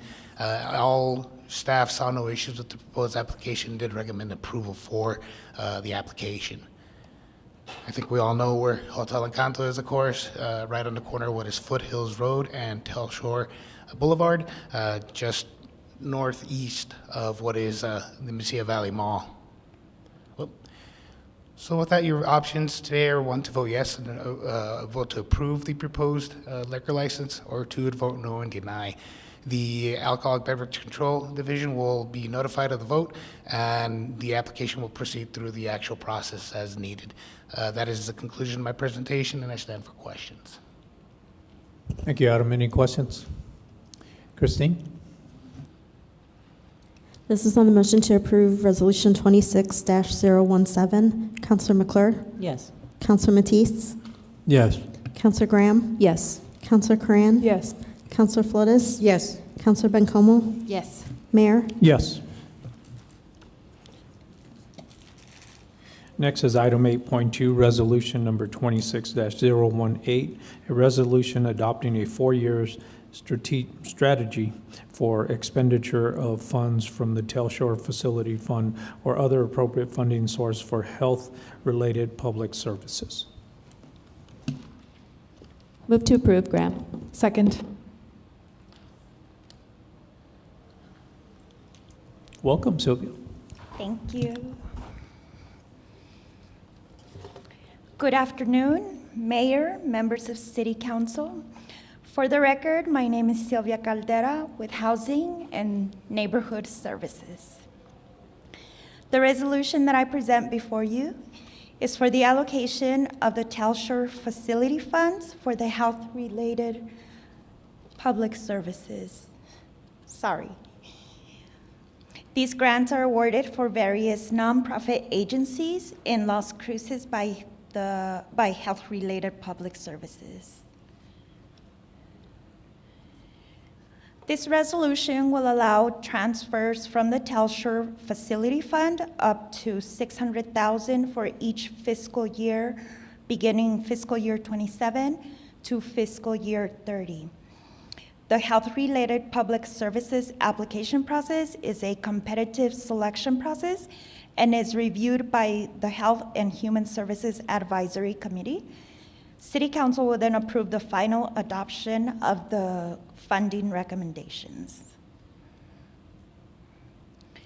The health-related public service grants are to help support the physical, mental, developmental, emotional, social well-being, as well as safety and housing needs of the City of Las Cruces residents, and to improve the lives of sick, indigent, or low-income people of the City of Las Cruces. Mr. Adolfo Cárdenas will be explaining the Telshor funds.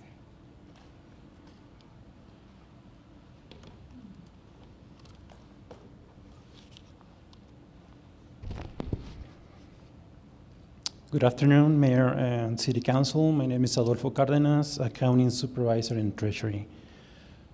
Before you, I present the historical data of the Telshor Fund from fiscal year 2022 to fiscal year 2025. And as of June 30th, 2025, the fund has all the investments in the State Investment Council, or the SIC. If you look at the fiscal year 2022, the investment lost value of a little bit more of $7 million. And in fiscal year 2023, you see there's a transfer of almost $2 million. It's a transfer back to the Telshor Fund from the Health Fund. And that was money that was not used for the asylum seekers or in COVID. And grant money was used for those projects. For fiscal year 2024 and 2025, you see projects of $6.3 million. Those projects such as the Mano y Mano, the Homeless Outreach Program, the Three Sisters Apartment, and water fountain for several parks.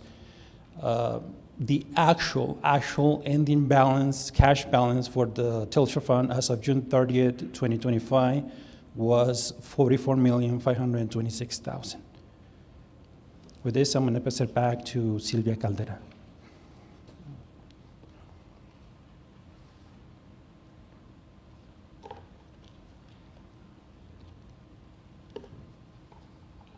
Here are your standard council options, and I stand for any questions. Also, we have some of our nonprofits here to answer any questions that you guys might have.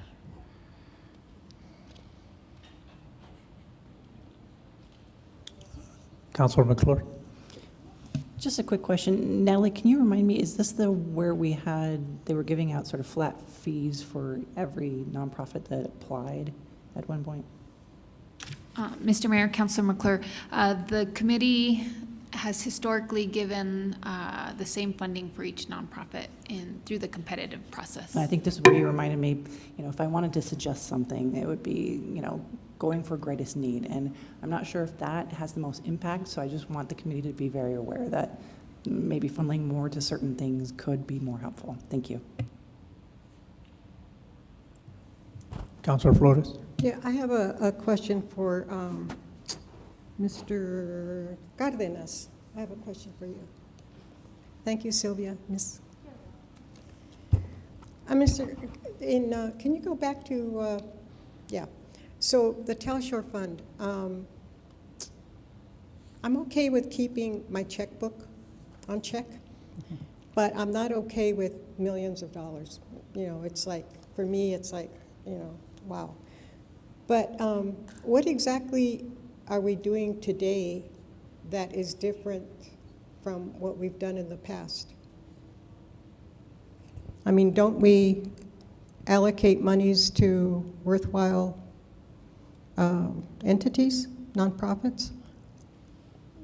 Mayor, Councilor Flores, like I said, as of June 30th, 2025,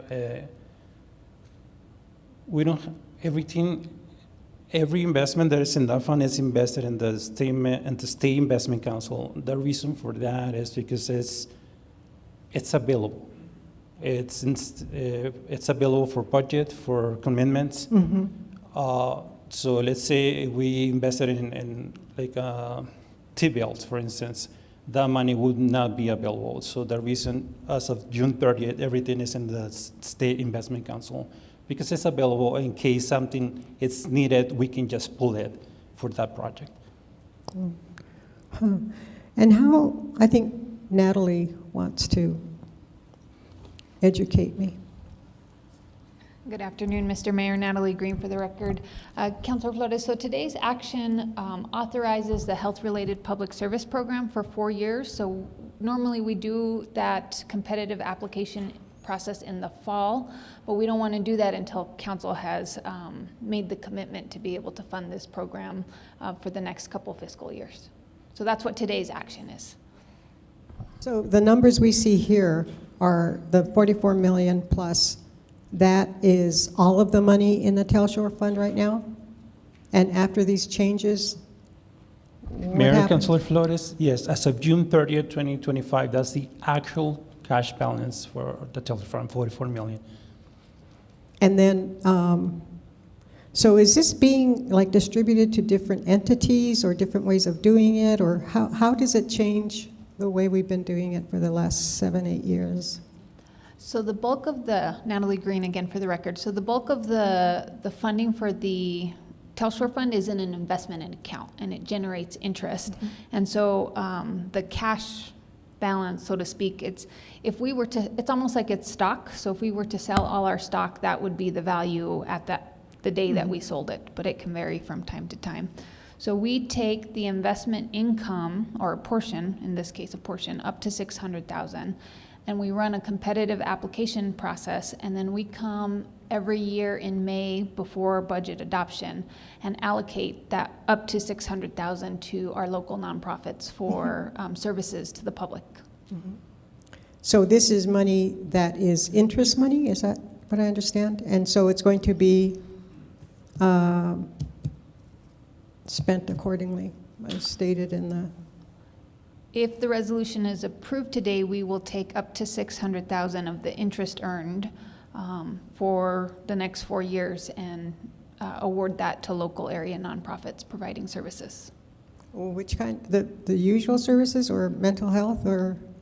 It would have to be. I mean, it'd be health, physical, mental development. Okay. Direct public, direct services to public that meets the definition of both the health-related public service programs and the anti-donation exception. But just to clear my mind, don't we already do that? I mean, that's where the Telshor money goes, for those entities. Is it going to expand to more entities or more services? Mr. Mayor, Councilor Flores, so council approved this program for 4 years, and it has since expired, so we're just renewing council's desire to continue to fund this. Great. So should it not be approved, then we wouldn't do a process. We wouldn't go through the application process. Got it. Thank you so much, Natalie, and thank you, Mr. Cardenas.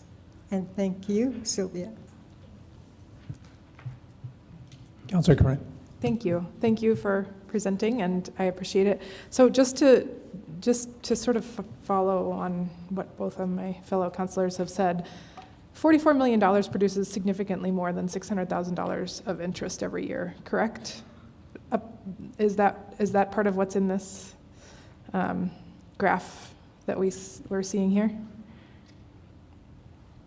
This, Mayor, Councilor Coran, yes, it is. It's 44 million, and as you can see, fiscal year 2025, on the investment income and the capital appreciation for that year, it was a little bit more than 4 million. So in theory, the Telshor Fund is helping community needs, but we're throttling it by keeping it at $600,000. And I guess I'm asking this not necessarily about this particular topic, but I am asking sort of philosophically why. I understand, I remember when we moved from 400,000 to 600,000, and there was actually less in the Telshor Fund at that time, I think, than there is now. And I guess my question really is one of both function and sort of what are we doing here with $600,000, which I tend to agree, like I don't think that $33,000 for each of those community organizations, which I'm really glad we do, I don't think it's enough in most cases. I think most of those community organizations could use more. And so I guess I'm sort of asking us, maybe not as a function of this question, but as a function of $4 million a year in interest, in addition to, I know things like loans that come from the Telshor Fund are also being paid back. We're backfilling a lot of things. I'm just interrogating, I guess, why $600,000 and why not more, because it feels a little weak and hoarding to me to only distribute $600,000 a year. So I'm just sort of expressing that. Not that I'm not opposed to authorizing. Does this commit us to $600,000 for the next 4 years?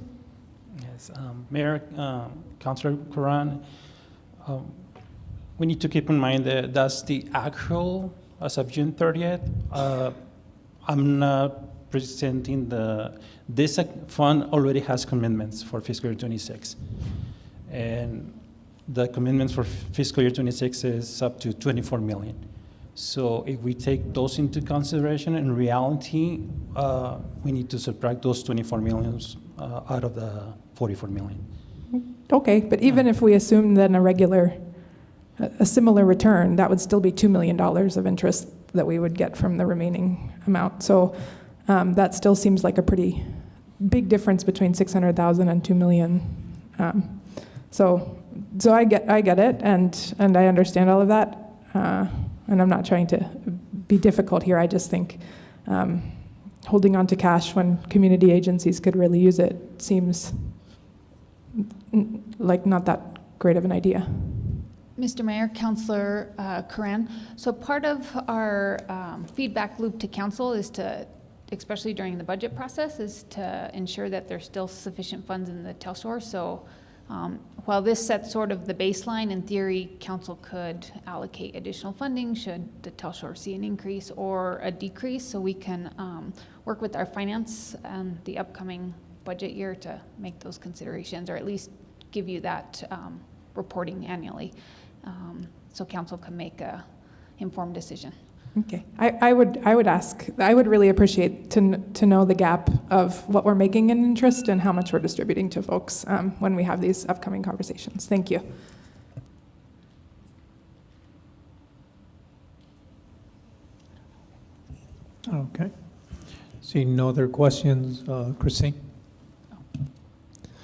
This is on the motion to approve Resolution 26-018.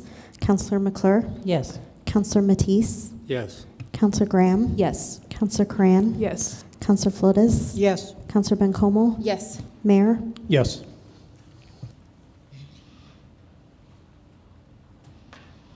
Next is item 8.3, resolution number 26-019, a resolution approving a $6 million housing trust fund loan agreement between the city and Peachtree Canyon Apartments. Move to approve. Second? Okay, Jan, go ahead. Good afternoon, Mayor and City Council. Jan Lauterbach, Housing and Neighborhood Services. The resolution before you seeks approval of an affordable housing loan agreement between the city and Peachtree Canyon Apartments, LLLP, for Phase 2.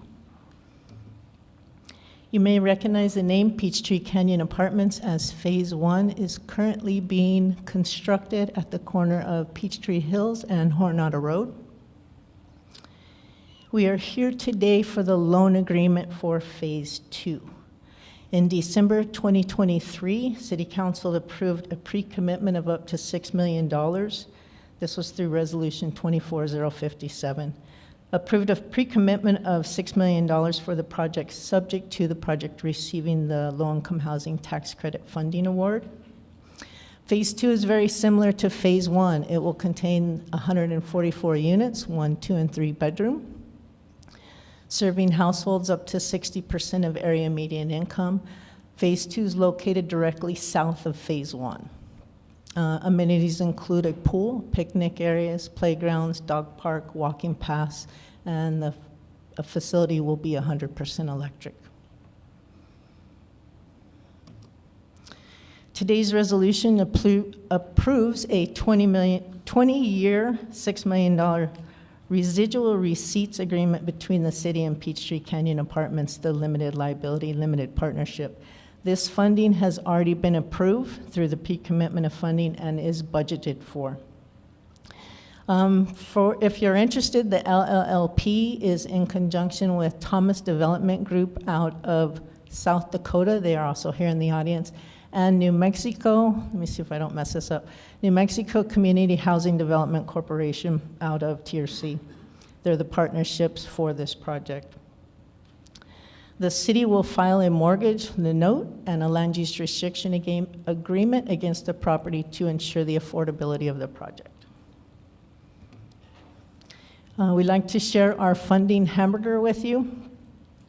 You can see the city's $6 million residual receipts loan is the meat of the burger, and all the other investment going into the project.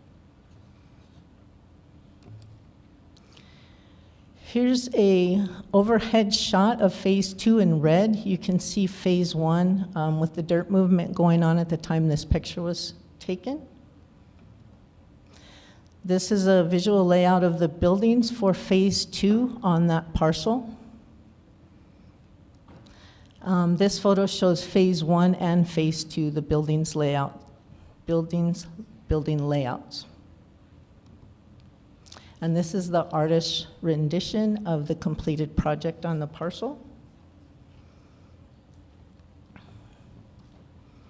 And with that, that concludes my presentation. I have your standard council options. And again, I do have the developer in the office to answer any questions.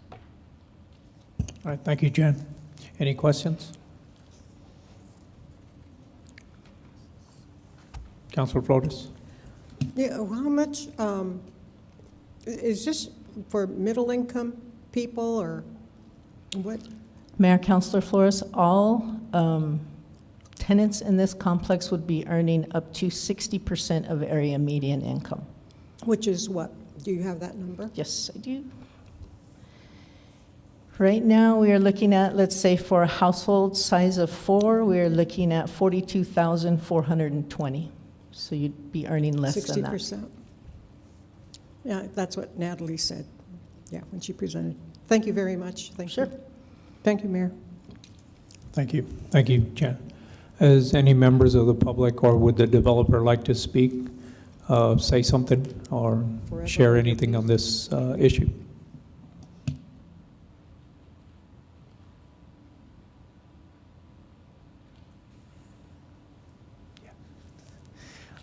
Only because Jan mentioned you like 3 times. Thank you.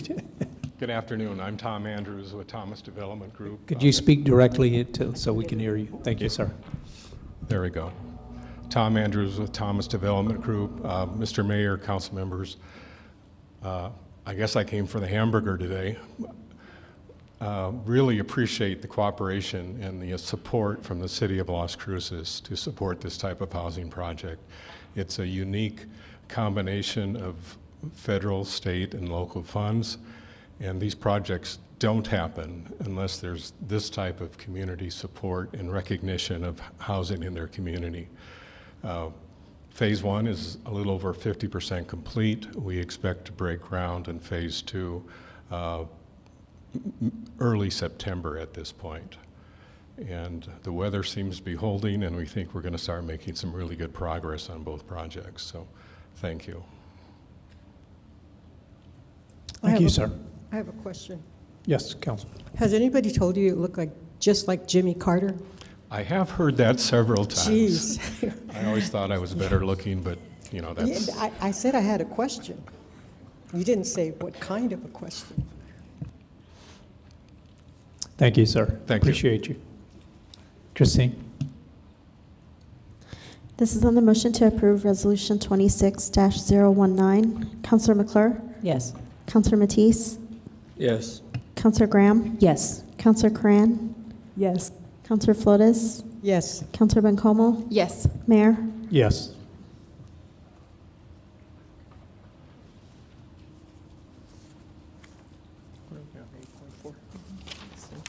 Next is item 8.4, resolution number 26-020, resolution approving an affordable housing grant agreement between the City of Las Cruces and Tierra del Sol Housing Corporation for development. Move to approve, Graham. Second. Good afternoon, Mr. Mayor, members of council. Natalie Green for the record. The resolution before you is an approval of a grant agreement between the city and Tierra del Sol for the Skylark subdivision. Tierra del Sol is a nonprofit housing corporation. This agreement would allocate up to $1.4 million. The project does need to be completed by June 30th of 2026, and it would support all the infrastructure costs needed to build the Skylark subdivision. It would create 32 lots that would later be developed for single-family home ownership, and we will file land use restrictive covenants agreements on all of the lots to ensure the long-term affordability of the homes. This is a vicinity map. It is located near Mesa Drive in Central, not far from Mesa Grande. This is a site plan based on the plat of the subdivision. And then we'll stand for your standard council options, and then Rose with Tierra del Sol is also available for any questions. All right, thank you, Natalie. Mayor Pro Tem? Thank you. Natalie, I think I sneezed and you said the number of units. I didn't catch it. It is 32 lots. 32, thank you. Lots, yes. Anyone else? Seeing none. Ms. Garcia, Rose, would you like to say anything?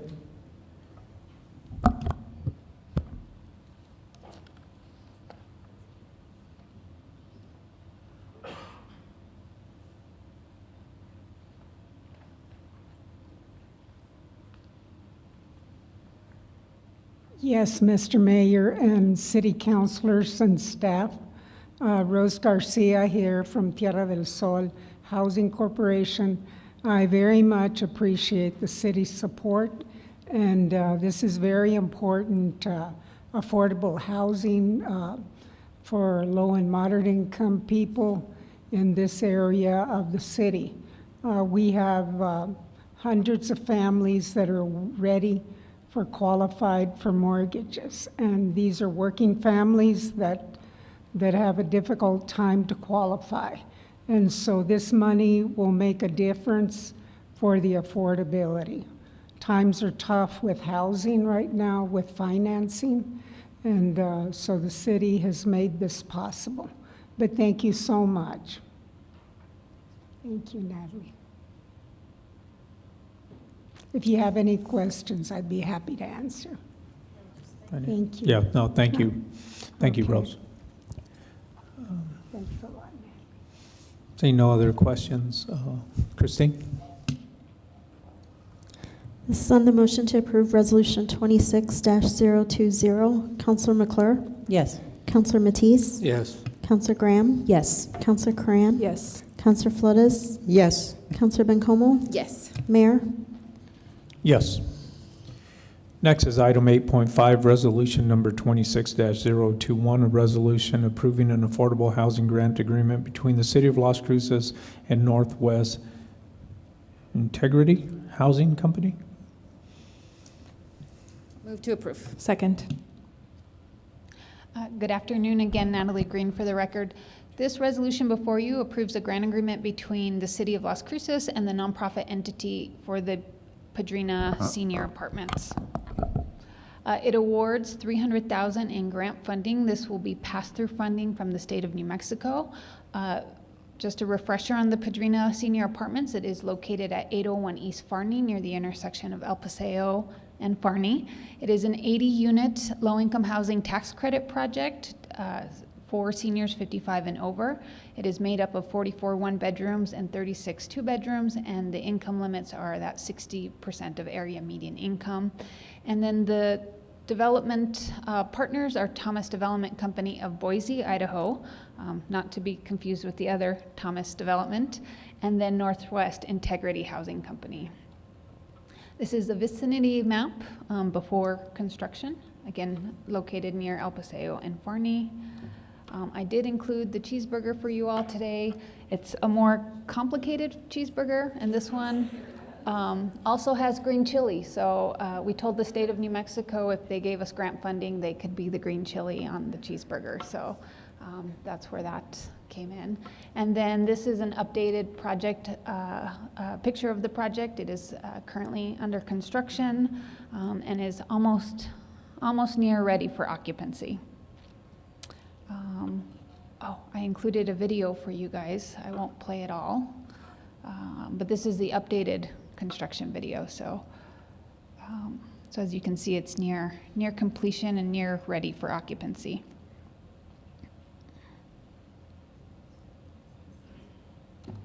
And then you have your standard council options, and we'll stand for questions. Councilor Matisse. Natalie, in the Housing Department, even though I had not been here to see all the ingredients that went into these hamburgers, ultimately it looks like it's going to be a good product, and I just want to say thank you for quite an improvement in District 2 for this senior development. It looks really good. I think it's going to be quite an asset. Thank you. Thank you. Councilor Flores. Thank you, Mayor. I just want to thank you, Natalie. I think that you're distributing funds all over the place and making homes available for people that otherwise wouldn't have a home. So thank you for your work. Thank you. It is certainly a team effort between both council and the staff, and then of course our partners at the state who are funding many of these projects.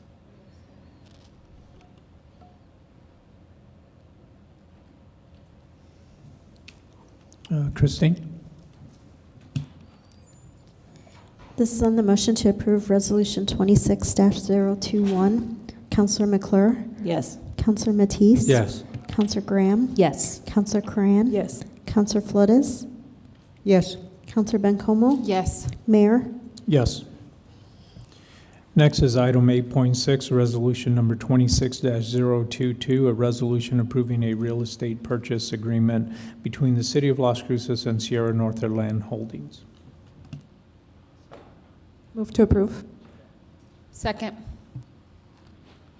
Diane Bustillos. Good afternoon, Mayor, City Council. My name is Diane Bustillos. I'm with the city's Economic Development Department Land Management Section, and I bring before you today a resolution to purchase a 52-lot subdivision here. The property is approximately 11.797 acres. It is north of Peachtree Hills Road and west of Red Hawk Golf Road. It is currently owned by Sierra Norte Development, and they will develop the property into a 52-lot subdivision prior to purchasing it. Here is a vicinity map. Shown in red is where the proposed subdivision will be. And here is the proposed lot layout. The city received 2 appraisals for this property. One came in at $3,816,800, and the second one came in at $2,585,000. The negotiated price is $3,250,000. The parties will share in the closing costs. They will split the closing costs, and the closing will take place 30 days after the subdivision is complete. Some of the benefits in buying this subdivision, it will add 52 residential lots to the affordable housing land bank, all dedicated to single-family homes. It will support mixed income neighborhoods and promote long-term stability and wealth-building opportunities for our residents. With that, here are your council options, and I stand for any questions. All right, thank you, Nan. Any questions? Councilor Flores. Thank you, Mayor, and thank you for your presentation. You know, when we see Sierra Norte Land Holdings, it takes me back to the old movies, like in the 30s. You know, you sit there and watch all those old movies, and there's these holding companies. Who owns the holding company? Do you know? I know we Is it Royal Jones? Mr. Moscato, I believe, or yes, he is here. Oh, so it's Royal Jones. I got it, right? Yeah. Mr. Moscato? You own that? Yes. Oh, you own it. Okay. I'm sorry. I overstepped my authority here. No, espérate.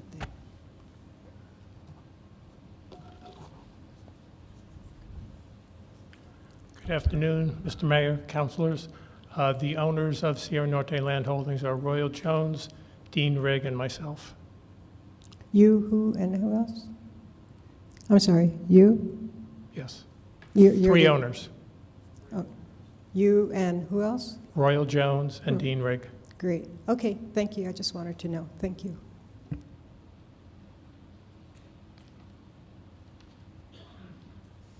Any other questions? Councilor Matisse. Yes, if you could bring the slide back to where I think it said, okay. Explain to me how it brings wealth building opportunities for the Las Cruces residents. Maybe you could just kind of expand on that statement. I have to defer to Natalie Green. Mr. Mayor, Councilor Matisse, so we will work with our nonprofit partners to do home ownership programs with first-time home buyers. Oftentimes, the home is their largest asset, and then part of the purchase, we will either subsidize a portion of the purchase through the land costs, and it creates equity and wealth within their home, right? Your home becomes your asset. You have unrealized equity until you sell it. But oftentimes, it's very much a hand up for our first-time home buyer families who otherwise wouldn't become homeowners. So it will be a similar program to the Skylark, just we're buying a as-built subdivision. Natalie, do you see any risk at all in this particular project? Mr. Mayor, Councilor Montiz, our single-family home ownership program has been one of the most successful. The average, I guess if there was a foreclosure, like market foreclosures are somewhere between 7 and 10%. Our affordable housing programs are less than 1% of 1% for foreclosure rates. And I don't know if Rose is still here, but I think in all our time, we've only seen maybe one foreclosure, and it's because that person died. So we see very little turnover in our home ownership programs. No, that's a good track record. Thank you. Mayor Pro Tem. Mayor, thank you, Mayor. I don't have a question, Natalie. I just wanted to put a real fine pin on what just happened here today. on the last 4 items, that's 452 new units of housing for our community. 452. Someone correct me if I did the math wrong, but I'm pretty sure I did it right. And I know that what we did today was just part of the process. We've been talking about these for a long time, but I just wanted to highlight and underscore the power of that, the power of your team, and the power of partnerships in this community, and the commitment that we have to addressing our housing crisis. And so I just want to elevate that because it is really powerful, Natalie. So thank you. Thank you. 452. In case anybody didn't hear me.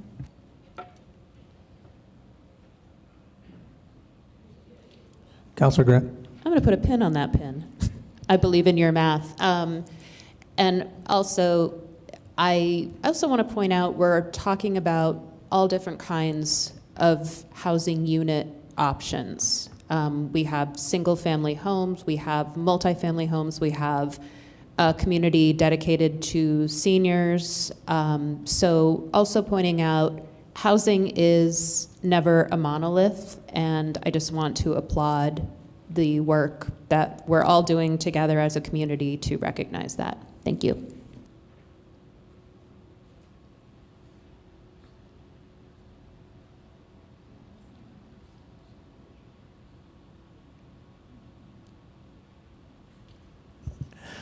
Okay, with that, Christine? This is on the motion to approve Resolution 26-022. Counselor McClure? Yes. Counselor Matisse? Yes. Counselor Graham? Yes. Counselor Cran? Yes. Counselor Flores? Yes. Counselor Bencomo? Yes. Mayor? Yes.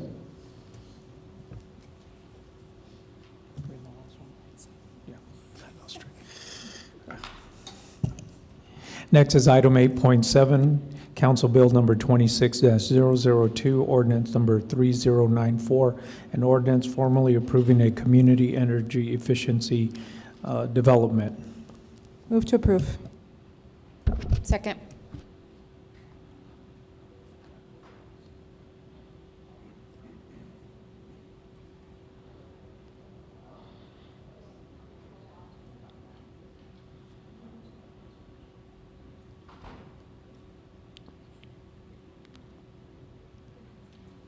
Yes, go ahead, Gabby, sorry.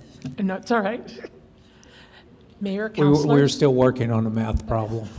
I was saying, yes, we looked at all the units that were going to be developed, but I said, did you add all the future homes in the subdivision that was passed for the single-family residential, the commercial, and all those? So there's additional there. It'll just keep growing. Yes. Mayor, councilors, city staff, community members, I'm Gabriela Prats, city's grant manager in the finance department. Before you, I have an ordinance authorizing the city to accept a grant award for the city manager's office sustainability program. Typically, the grants administration program brings before you these kinds of actions as a resolution. However, this specific grant program requires the adoption of an actual ordinance.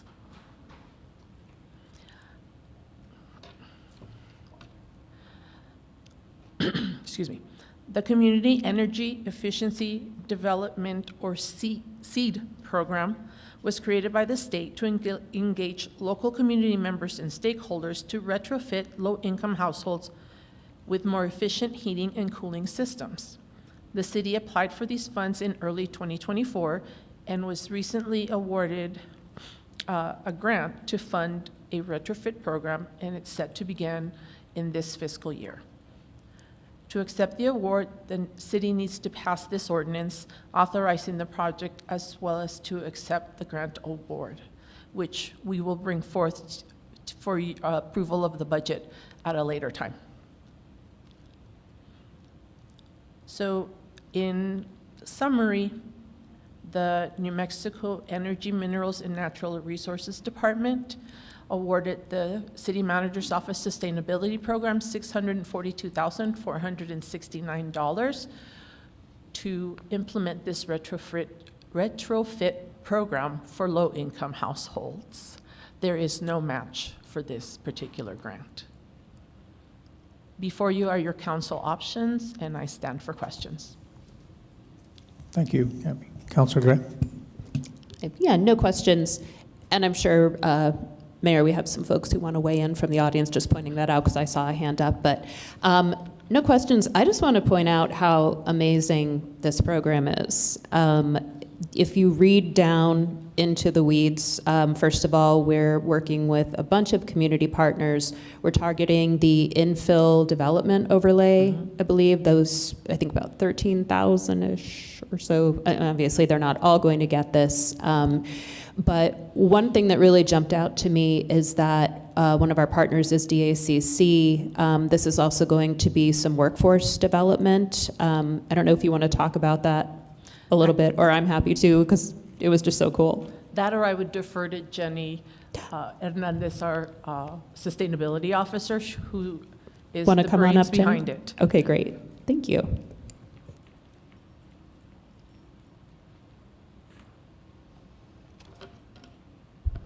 Mayor, as city councilors, Councilor Graham, Jenny Hernandez, Sustainability Officer for the City of Las Cruces. And so, yes, you're right, there are kind of multiple, thank you, I always forget to do that. There are lots of different layers to this project. You all may know it as Plugged In for Good, and so essentially this is the vehicle to fund our Plugged In for Good program. And so there is a workforce component to it. Unfortunately, we had an additional grant that would pay for the workforce component that we have lost due to the administration change. And so we have some funding in our fiscal year 26 budget that you all have approved that will still support the workforce program. And it is in partnership with DACC, specifically the audit portion. We were able to get them certified to be able to train auditors, which this program needs. And so their auditor program will actually be serving as the auditing component of this program.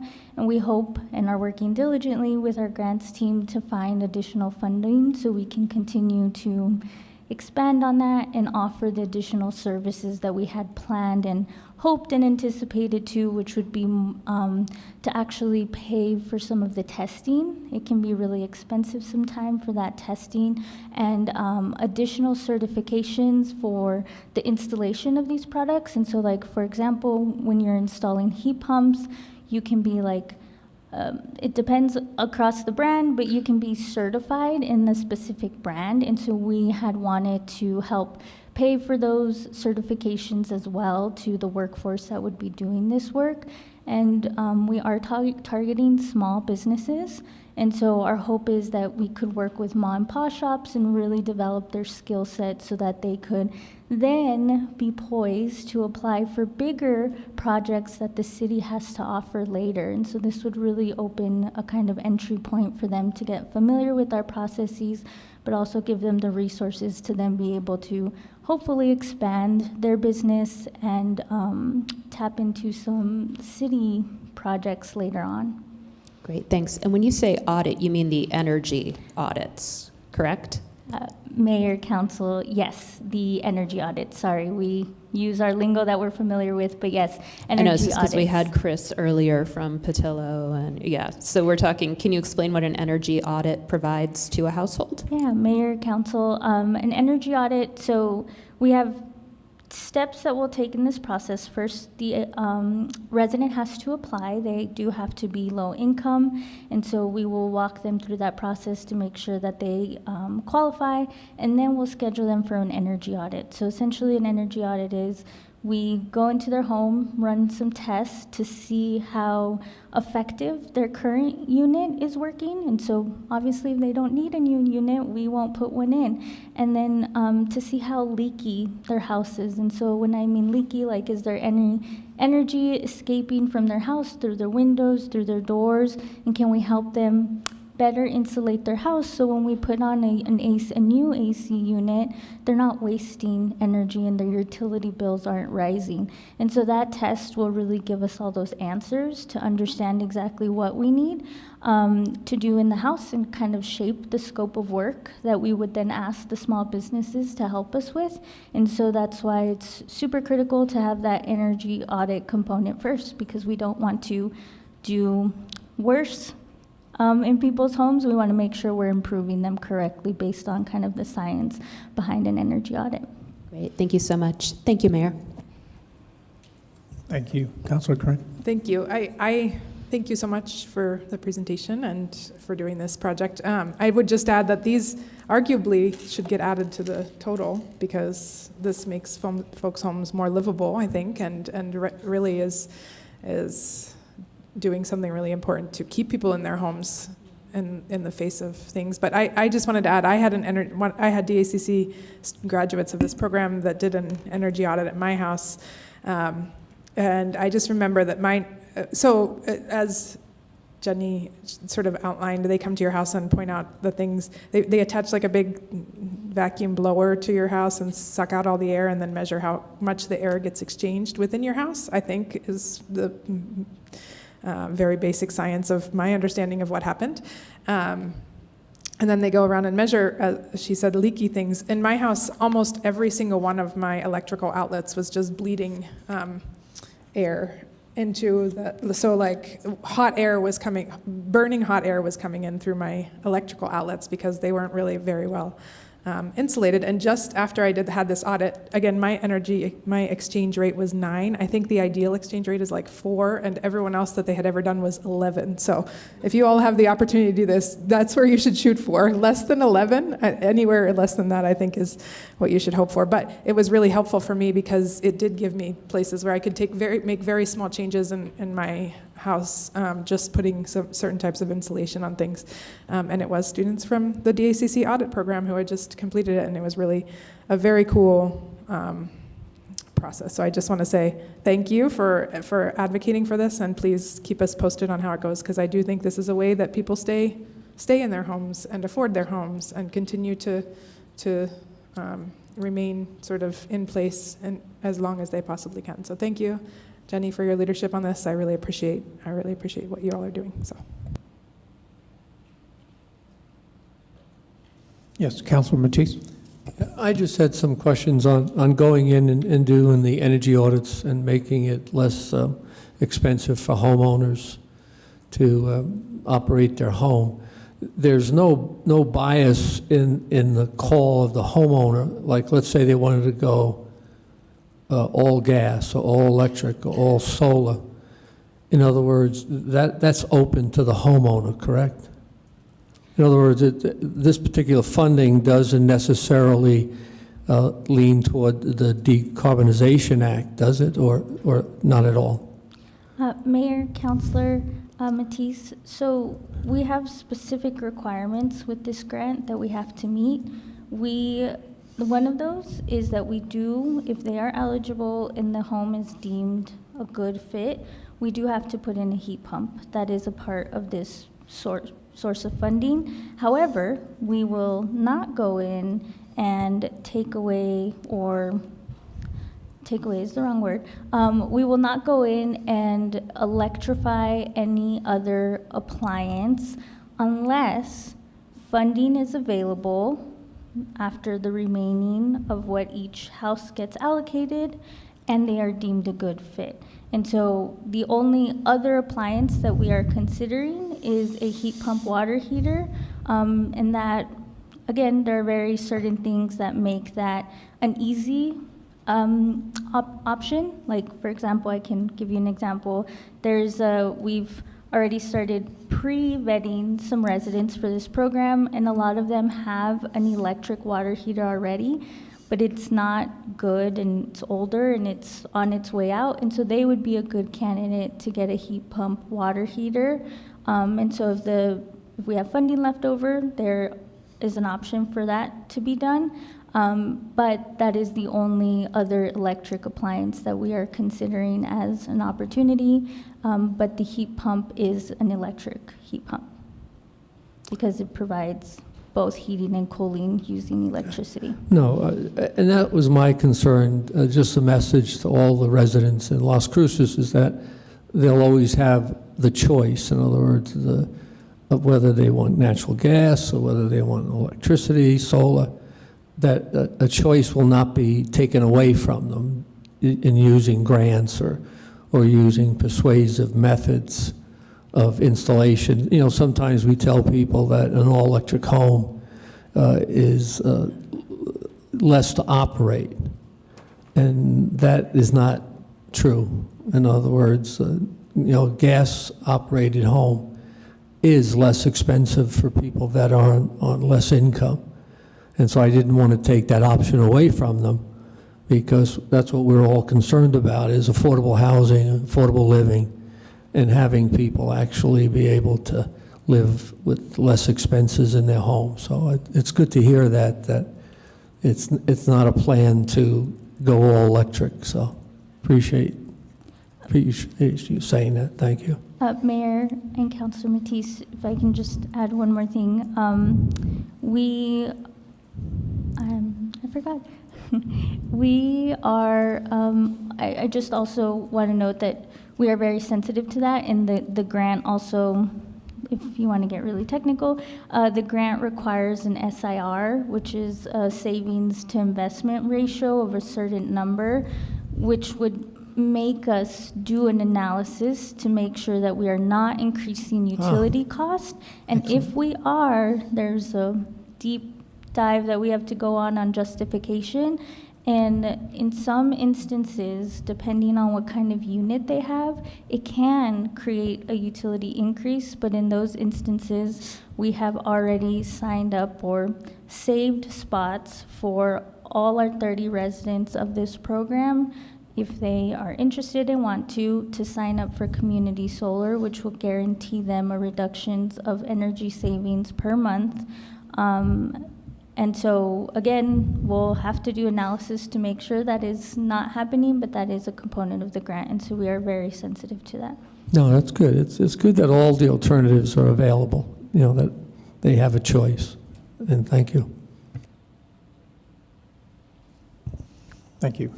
Anyone else? I don't see anyone.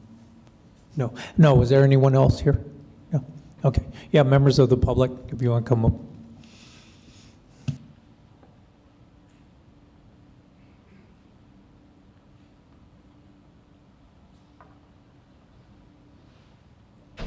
Thank you, Mr. Mayor, City Council. Again, my name is Lucas Herndon, and putting on my professional hat, I am the Energy Policy Director at Progress Now, New Mexico, title I've had for 8 years, and I'm very excited for the city to take advantage of the SEED grant. I was actively involved in passing the bones of the project in 2022, as well as for the funding for it this year through the Community Benefits Fund. I am just really over the moon to see the city that I live in, that I call home, take advantage of something that I've fought for at the state level. And to the councilor's point earlier, this is providing affordable housing for people who already own their homes. Statistically, for people who already own a home, it is not only their greatest asset, but also their greatest expense. And usually that expense has to do with the utilities and the upkeep of the home. And so providing this funding to make it more affordable to live in your home is wonderful. And just to the point that was being spoken about, I would just remind Councilor Matisse that according to the LCOE, the levelized cost of electricity in the United States right now, the most affordable energy, it comes from onshore wind at $27. Next is solar PV, solar energy, which is $29. And then the next closest is gas combined cycle at $45. So it is actually far more affordable to draw in electrical energy from renewable sources in the United States across all points of energy production. And so if we're talking about making living in your home affordable, there's nothing more affordable than electrifying it. So great job, kudos, thanks, keep going. Appreciate all the work you're doing.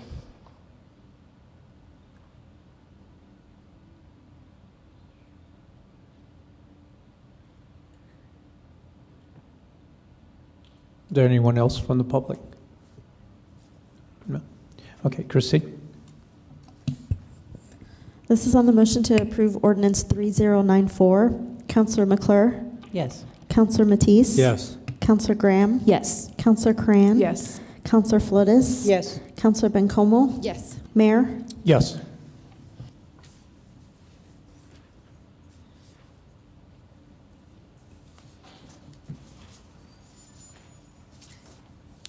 Next, we go into board appointments. I'll need a motion and a second for these positions. Fernando Baceas, a new appointment for Historic Preservation Committee.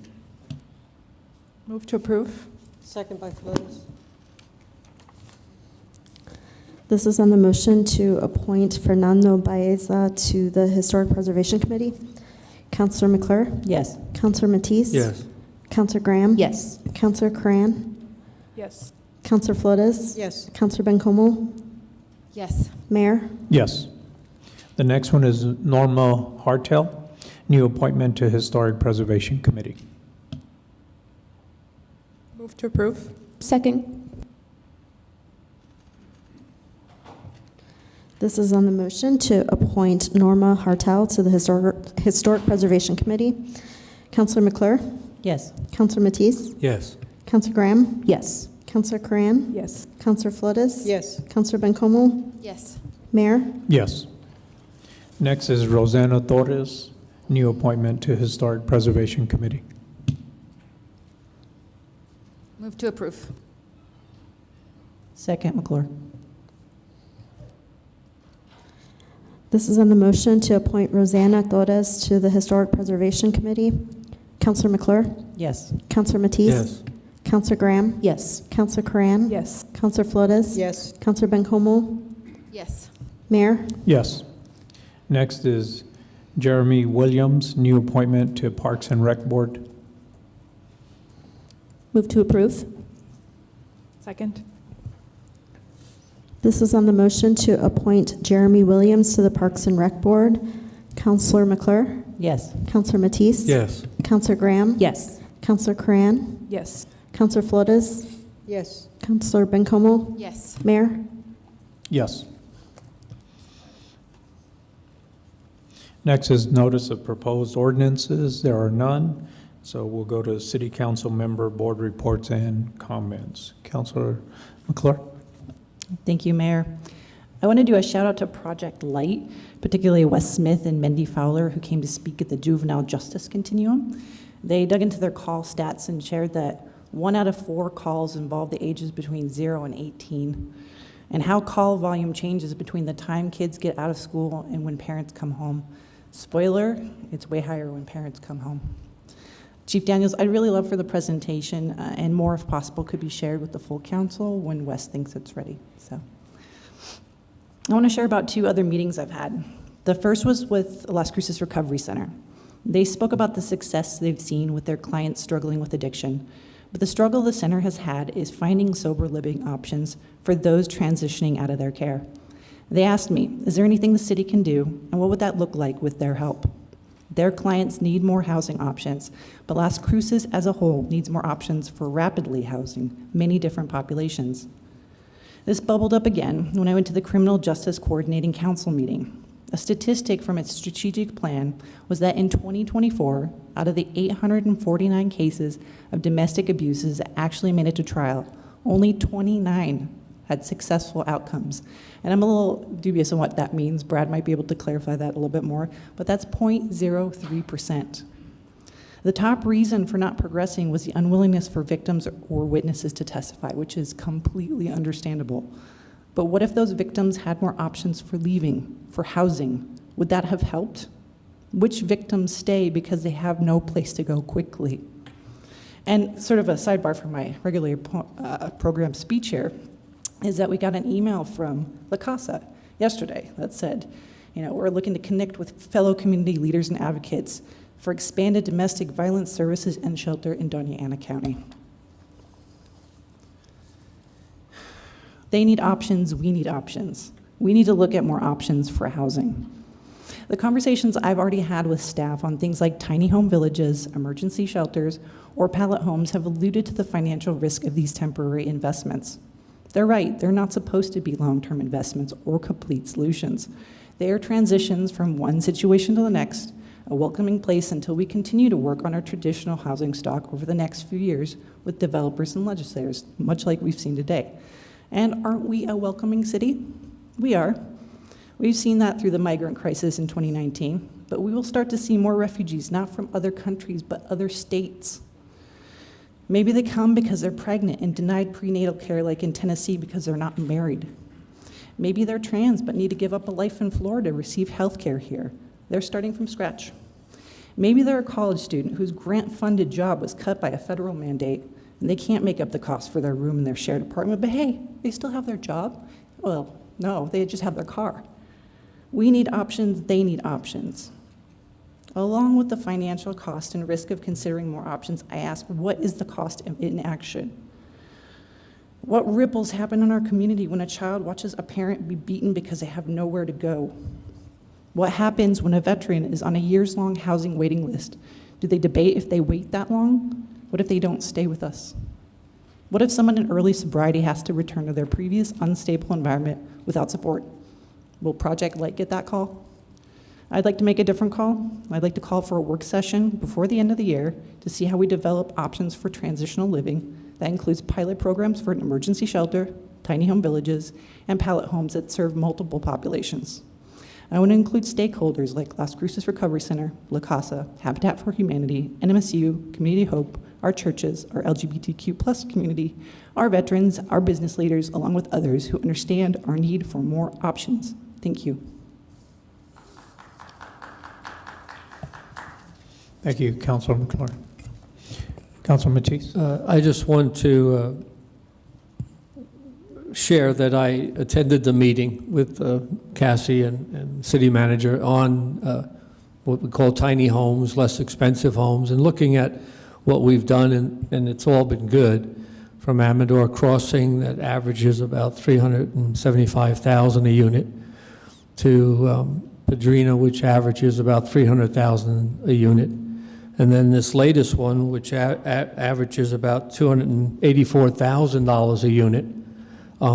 They're all good, and they're all worthwhile, and I commend Councilor Bencomo on providing 542, and it might be more if we use the residential homes, but we need a lot more. And what this idea that Cassie brought to the city manager can maybe address more homes for less investment.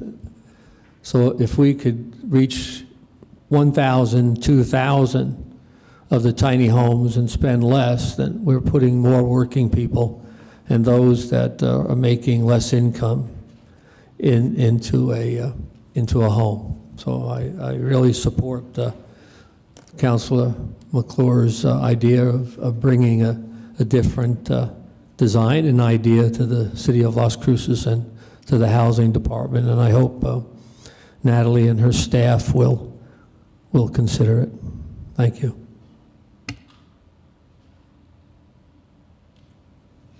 Thank you, Councilor Graham. Thanks so much. Good speech. Remember, we're excited, we're not anxious. Yeah, if we're throwing hats in, I'll entertain any possibilities on housing, so I would also love to see that work session. If I'm going to see it, it'll have to be before end of year, so I'll add my voice to that. And then just a kind of blanket shout out to various city departments, units. We've had crazy weather lately, obviously. We've been kept up to date. Like, this has been an extreme group effort under rapidly evolving conditions, not just in our city, but also sending support to other communities. Our Swiftwater rescue team through LCFD has been out several times. I know utilities, various departments have been out responding to dangerous conditions and things changing rapidly, and I just wanted to shout that out. Thank you. Thank you. Councilor Corin. Thank you. I don't have any comments today. Councilor Flores. No comments. Mayor Pro Tem.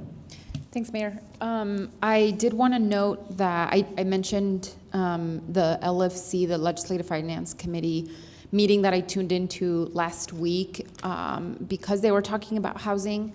And I just have to tell you that on multiple occasions, Secretary Nair, who was entrusted with the housing department with the from the governor, multiple instances shouted out the good work that Las Cruces is doing. And so I think I just want to point that out, because as we zoom out, we have the pieces in place. Like, we are doing tremendous work, and certainly hope to see more green chili come from the state in order for us to complete our projects. But we are being recognized for the incredible work that we are doing, right? And I think, and you're right, Mayor, I didn't include in that 452 the 50 additional units that Amador Crossing provides. And that math is simple math. It's not that much per unit. The facility includes so much more than just units.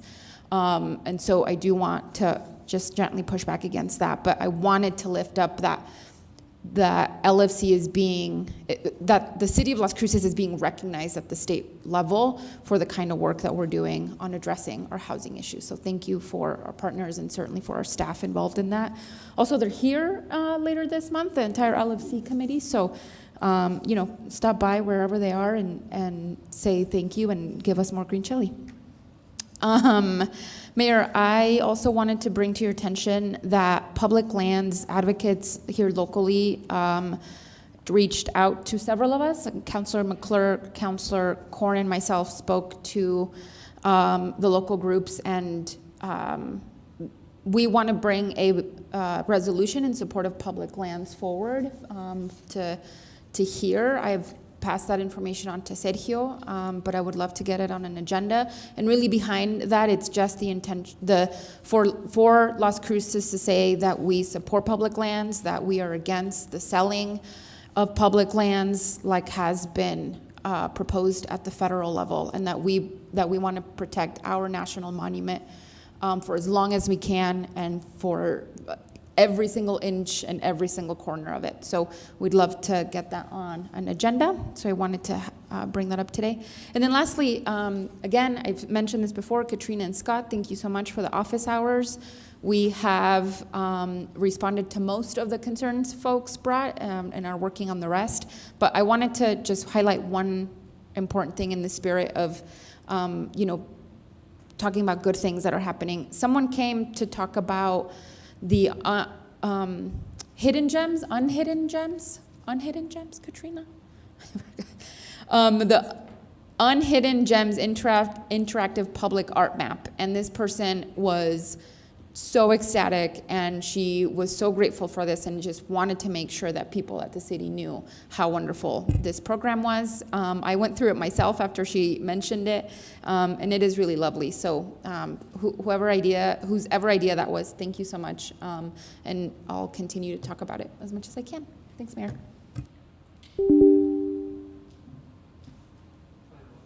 That wasn't me, was it? Done?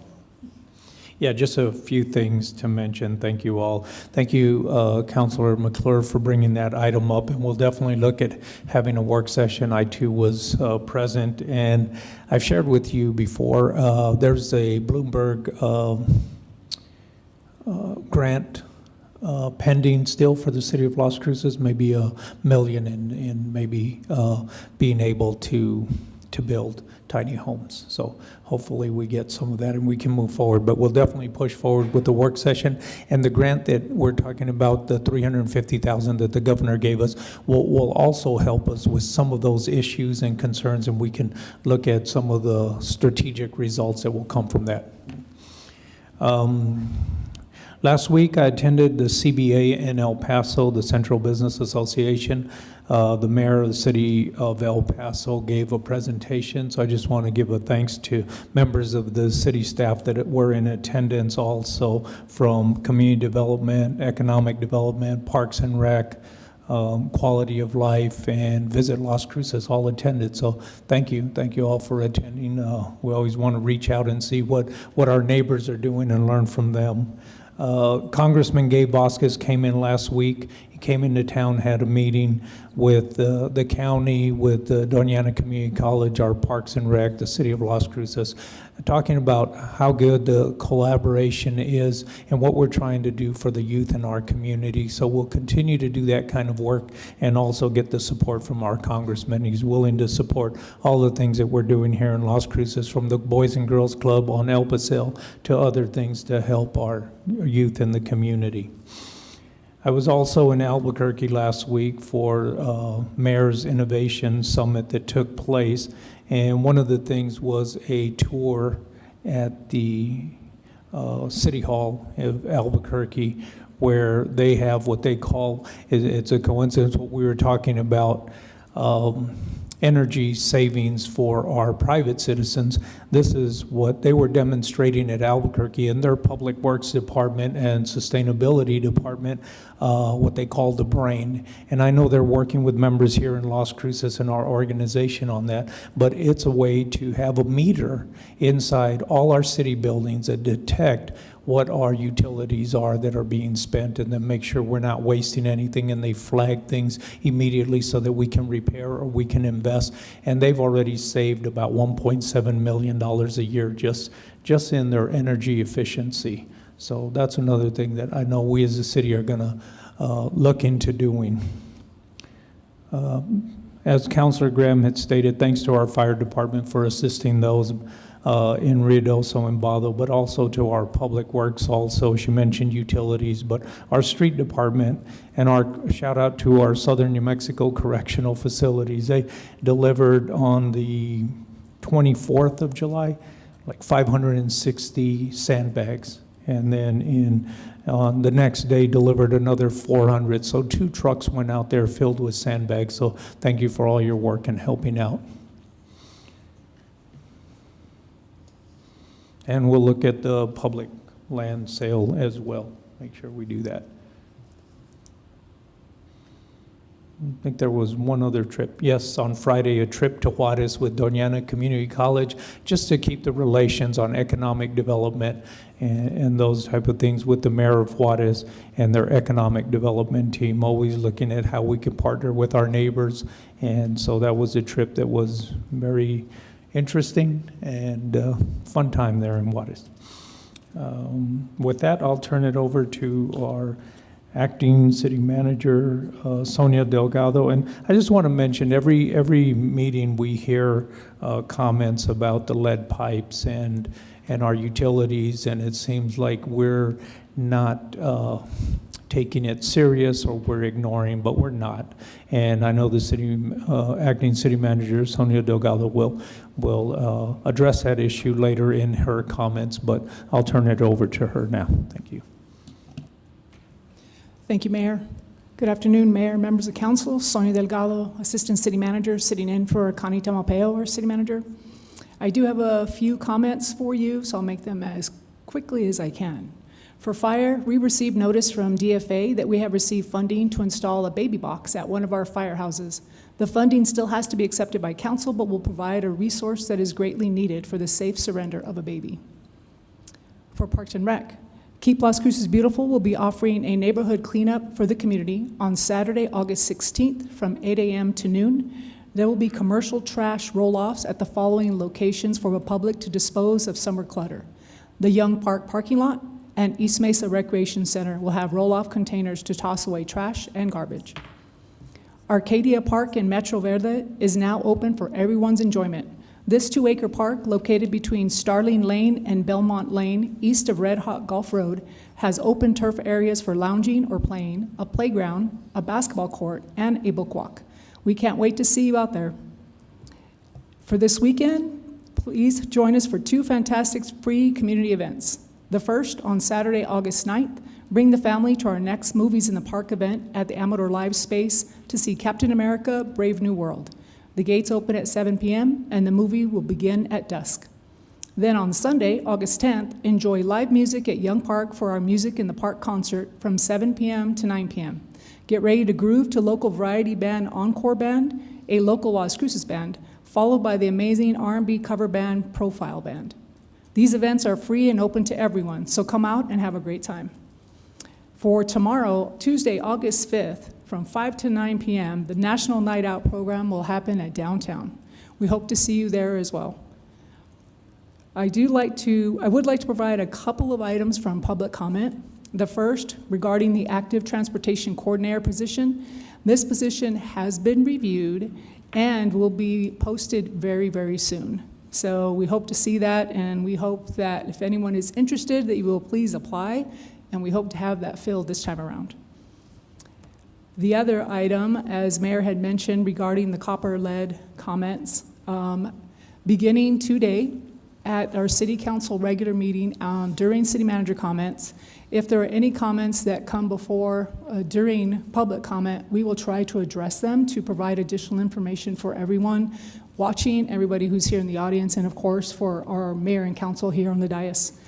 So I will, at this time, turn it over to Adrian Widmer, our Utilities Director, to provide some comments that came before us. Thank you.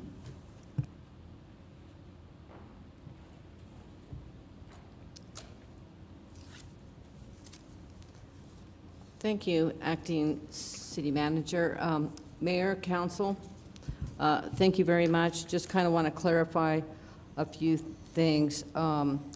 NMED and EPA are very well aware of how we are inspecting the lines. Our initial inventory was based on our historic information, which came directly from our GIS maps. We're continuing to update that as we go through, as we're looking at when subdivisions were built, what materials were used at that time. So we continually update that. The map eventually, once we get to it on a yearly basis, we're required to resubmit that, and any additional unknown lines, we have to send out notices out to them as well. So we're continuing with that effort. A lot of our inspections are with field staff. We have been working with our funding agencies. We have right now, we've applied through the New Mexico Water Trust Board and the Drinking Water State Revolving Fund. Both of those programs have been approved. We've received award letters through the Trust Board and a binding commitment from the Drinking Water State Revolving Fund area. Appropriate ordinances are currently under development for consideration for you all. As far as disadvantaged populations, we're going off of when a lot of areas were built. So a lot of that is this internal area. So we're focusing on that. But in addition, as we're going through, part of our plan is a service line replacement plan. And that particular plan does talk about disadvantaged communities. And we have to have that completed by November 1st of 2027. We're in the process of hiring a third-party consultant that is going to help us put together a service line replacement plan and additional information. So that kind of gives you a little bit of an update. We have prepared a sheet on what our current process is. We have sent that to NMED and to EPA to have it reviewed to make sure that we are doing everything in accordance with the lead copper rule, and we're waiting for them to respond to us. So as soon as we get that response, we believe that we are meeting all regulatory requirements related to the lead service line replacement regulations. So thank you. Yep. Thank you, Adrian. Thank you for that information. Thank you, Sonia, also as well. There was one other item that came up during public comments that was about the weeds, and I know our city attorney mentioned that we're going to try to get that on the August 18th to update that. It's been in the works to update it for a while now, so that should come soon. So thank you for that. With that, I'll look for a motion to adjourn. Move to adjourn. Second by Flores. This is on the motion to adjourn the meeting. Councilor McClure? Yes. Councilor Matisse? Yes. Councilor Graham? Yes. Councilor Coran? Yes. Councilor Flores? Yes. Councilor Bencomo? Yes. Mayor? Yes.